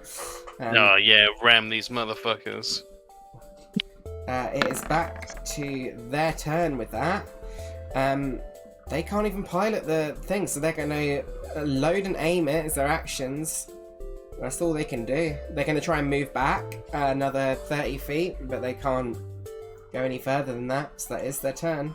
The silvery mist is getting closer, though. Yeah. Team Moonhammer. This ship is worth 30,000 GP, I'll have you know, guys. It's a simulation! We've got them on the run, Helmsman! Take us in! Glory awaits! If I fail, I'm blaming you guys.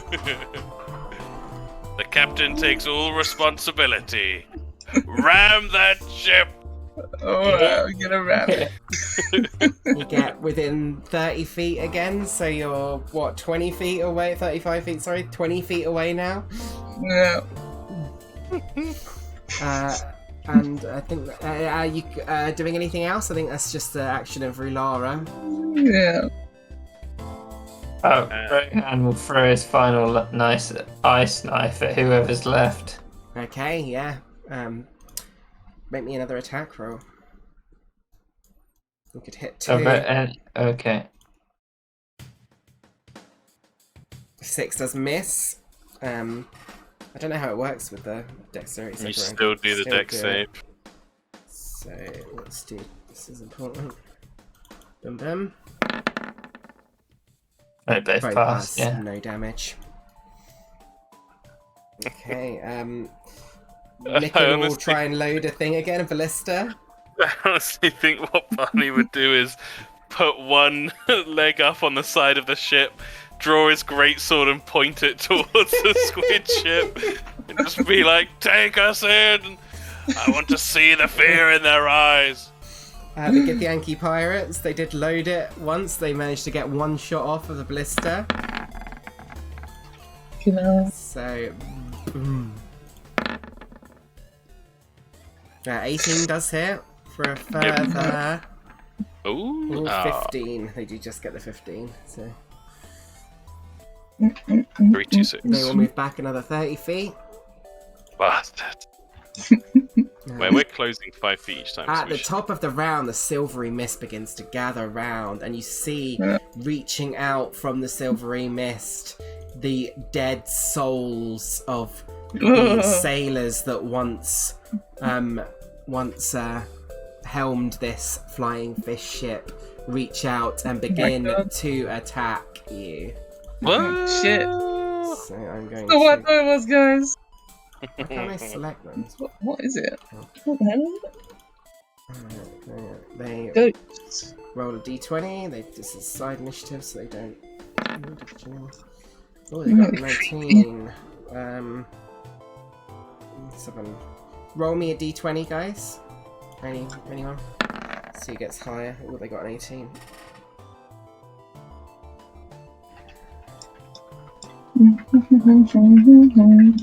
Need a d20 from someone. Yep, I'm on it. That order was in the way. Okay, so they go. Annoying. They go before you. Bastard. So call them Team Ghosties. Team Ghosties.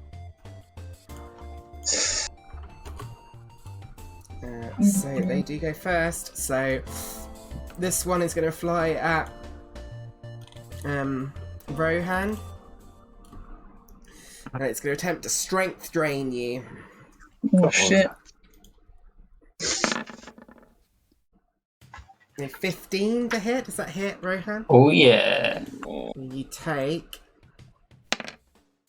6 necrotic damage, and your strength is reduced by 2.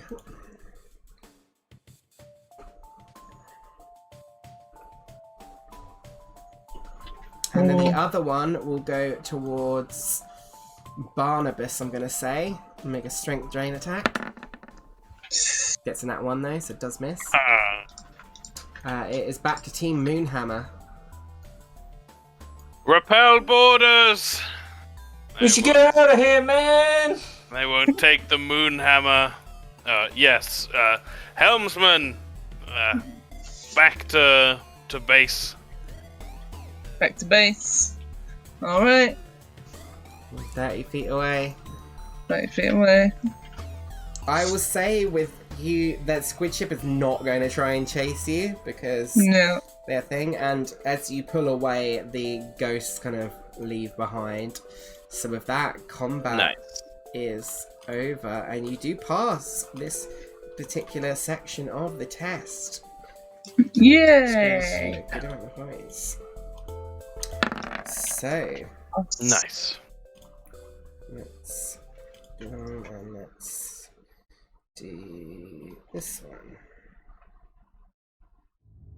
Oh no, this is too dark.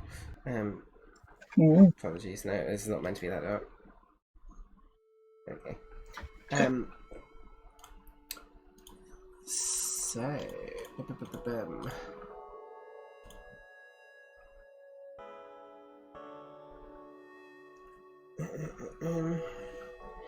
so your ship slows as you get away from the squid ship and the ghostly shadows with the captain's logbook in hand. But you mark the unexpected presence of something else in the vicinity. It takes just a moment to spot another hammerhead ship in the distance. The other ship is severely damaged and adrift. Every few seconds, bands of electricity ripple out from the center of its hull, dealing further damage to the ship.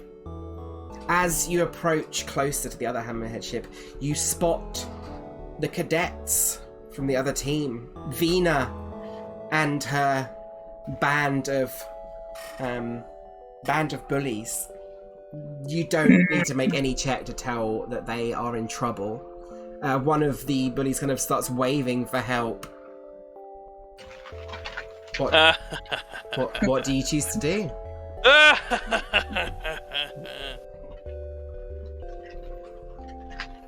Come on then, let's go help him. Oh, I don't know about that. Relara immediately just moves the ship towards it. Oh yeah, ramming speed. Let's go. Yeah, I'm very curious to see what you do. Rohan would be ambivalent. But he's like, we should hide the book, man! I wonder if they come on board and take the book, man! You can hide the book, but if this wasn't a simulation, would you leave them? He puts the book down his trousers. Yeah. No one's going there, man! Yeah, Barney's face kind of wrinkles up.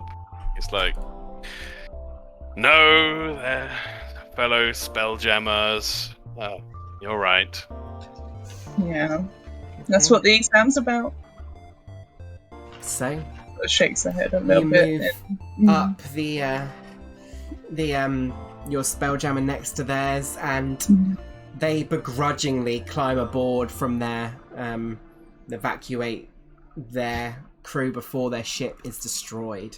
As you see, it's Would be tapping him on the back and be like, "You're welcome aboard the good ship Moonhammer." they do not say anything. They look pissed off, and they're just kind of like licking their wounds. He'd look at him and be like, "A little thanks would be nice, man." One of them's kind of like, "Thanks," and just speaks No up. problem, bro. So, Okay. Barnabas does not push Vina over the side. so let's see how many points you got. 6, 9 points. Nice. Is that it? 9? So, Or 9 out of 9. let's change the music. Let's go with what's this one?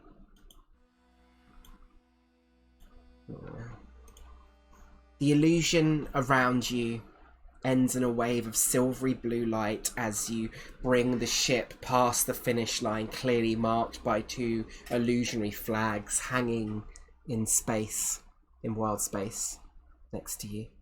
And suddenly you stand within the simulation chamber where your training exercise began. Magical energy ripples like a turbulent cloud around you, reaching out to touch the rune-scribed walls, and then suddenly exploding outward as bolts of lightning, sending Seth, Tarto, and others flying to the ground. Can you all please make dexterity saving throws for me?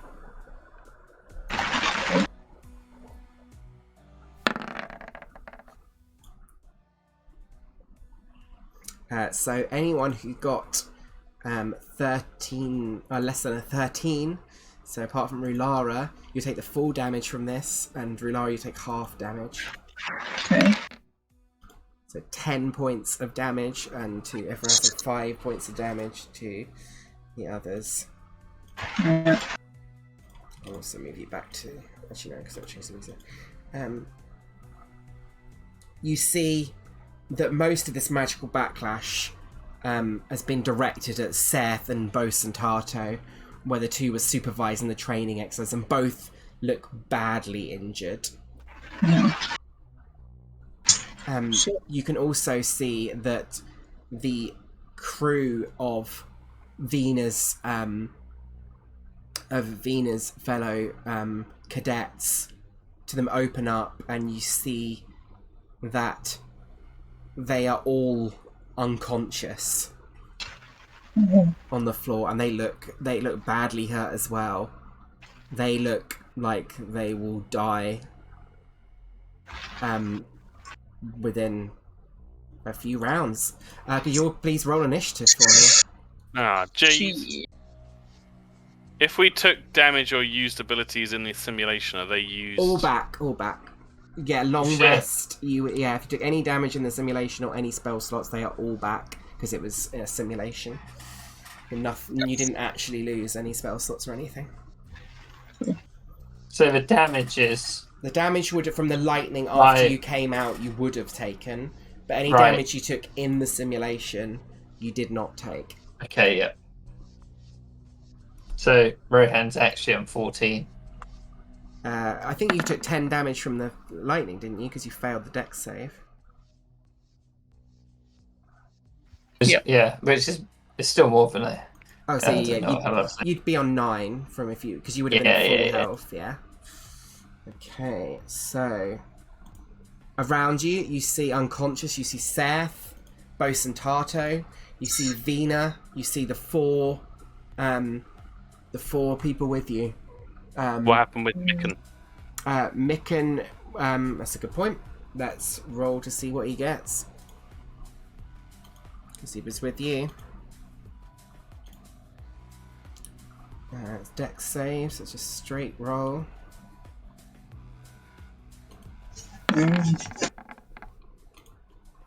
Does fail. He's hurt, but he's not unconscious. Yeah. So it was more directed on the other side of the room. Okay. So, the rest of everyone else is unconscious. I will roll Micken on here as well. Let's drag him out. Oh, he was on there already. Let's have him roll d20. If it'll let me. 2. Perfect. It's right at the bottom. Yes.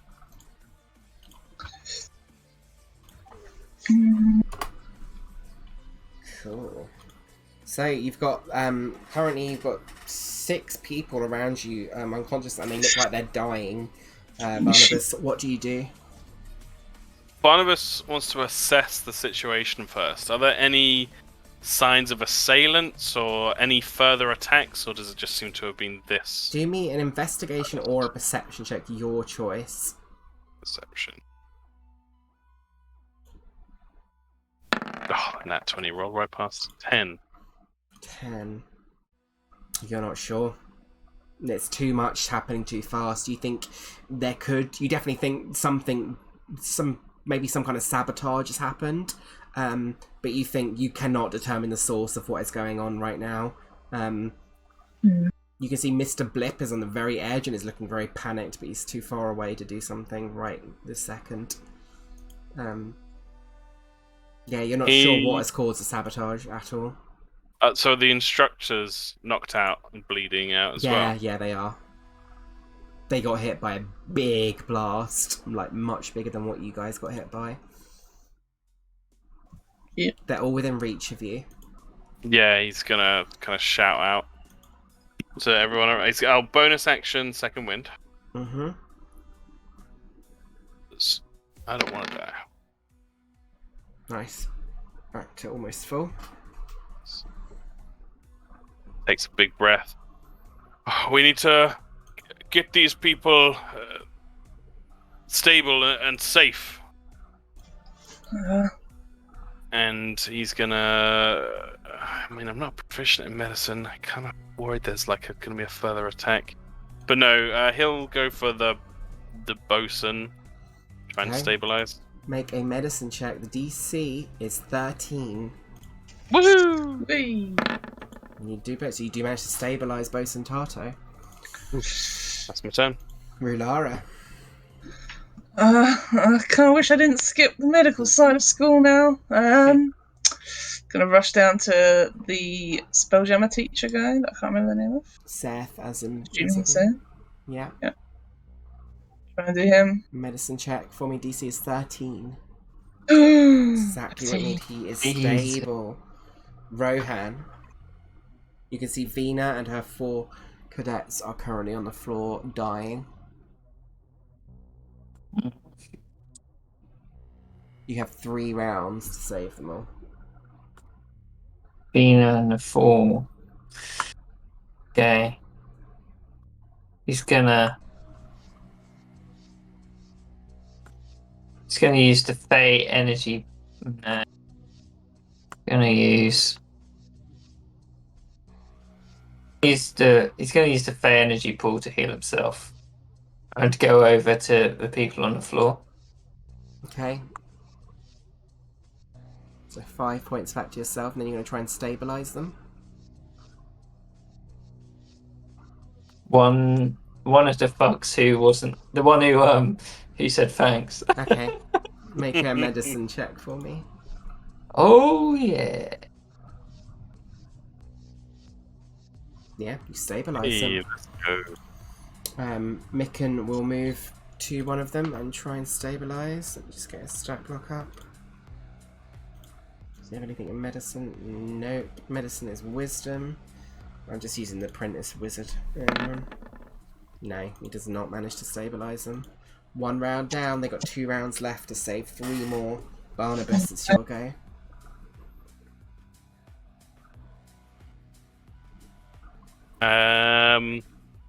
Okay, no sign of further horrors. So yep, he'll try and stabilize another. That 1. No, doesn't work. Okay. Rulara. I was gonna run to Vina. She just thinks she's a dumb idiot, so she's gonna try her. Medicine check. DC 13. Yeah. Yay! At 20. You do manage to stabilize her. Rohan's 2 more people left. He's gonna use his bonus action to do a Fey energy pool on one of them. Okay, so you get one of them on back to health. He's still on the floor hurt, but 1 point. Hey. And he's gonna also cure wounds on one of them. okay. Nice. So you save the last 2. So the initiative order is over then, as everyone has been stabilized in the room. Yeah, good job. However, the source of whatever caused this sabotage still remains. Can each of you make either investigation or perception checks for me?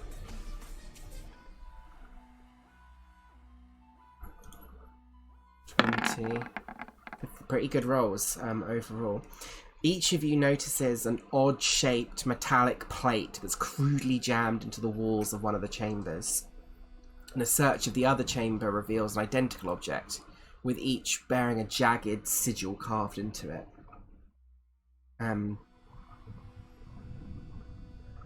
You get the impression this has been placed here to sabotage. It does not look like part of the simulation chamber. It looks separate, the runes look different. Bosun, Chato, and sort of Seth sort of come to their sort of senses at this point. And they're sort of confused and asking what's going on, and what do you say to them? There's an attack. There's this thing over here. Can I go and look at the rings? Of course, yeah. You don't know what they are, but you can you can do an Arcana check for me. No, Nope. you don't know what they are. Rohan would be like, man, we won the game, but then there was like this big old boom, man, and everyone went down, and then we healed everyone. It's pretty badass. Seems to have been some kind of sabotage. Bosun Tato sort of like sits up and sort of chomps down on her cigar and like says, "Any idea what caused it?" Whenever Rulara. Rulara's investigating. Yeah. This thing over Possible here. cause now. Looks purposely placed. Do you show him the show her the sigil, and Yeah, she'll lead her over. she like scowls, like chomping down on a cigar further, She points to the sigil as she looks to Seth and says, "That look familiar to you?" And you see Seth's quicksilver eyes scan the object coldly. And he says, "Vokath. I should have suspected. It appears that the Mercane's grudge against Mert has become a vendetta. The old wolf must be told." And Sounds bad. with that, we will end the session there.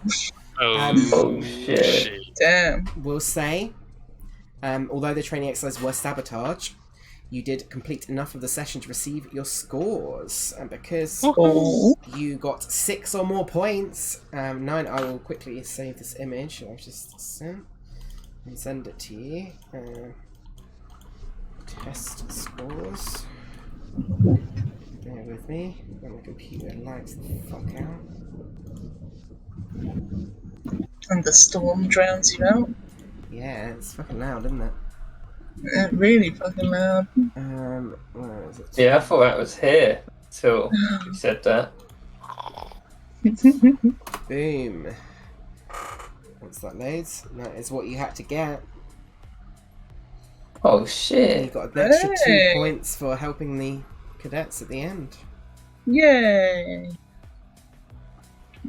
Amazing. Good job, guys. 9 out of 10.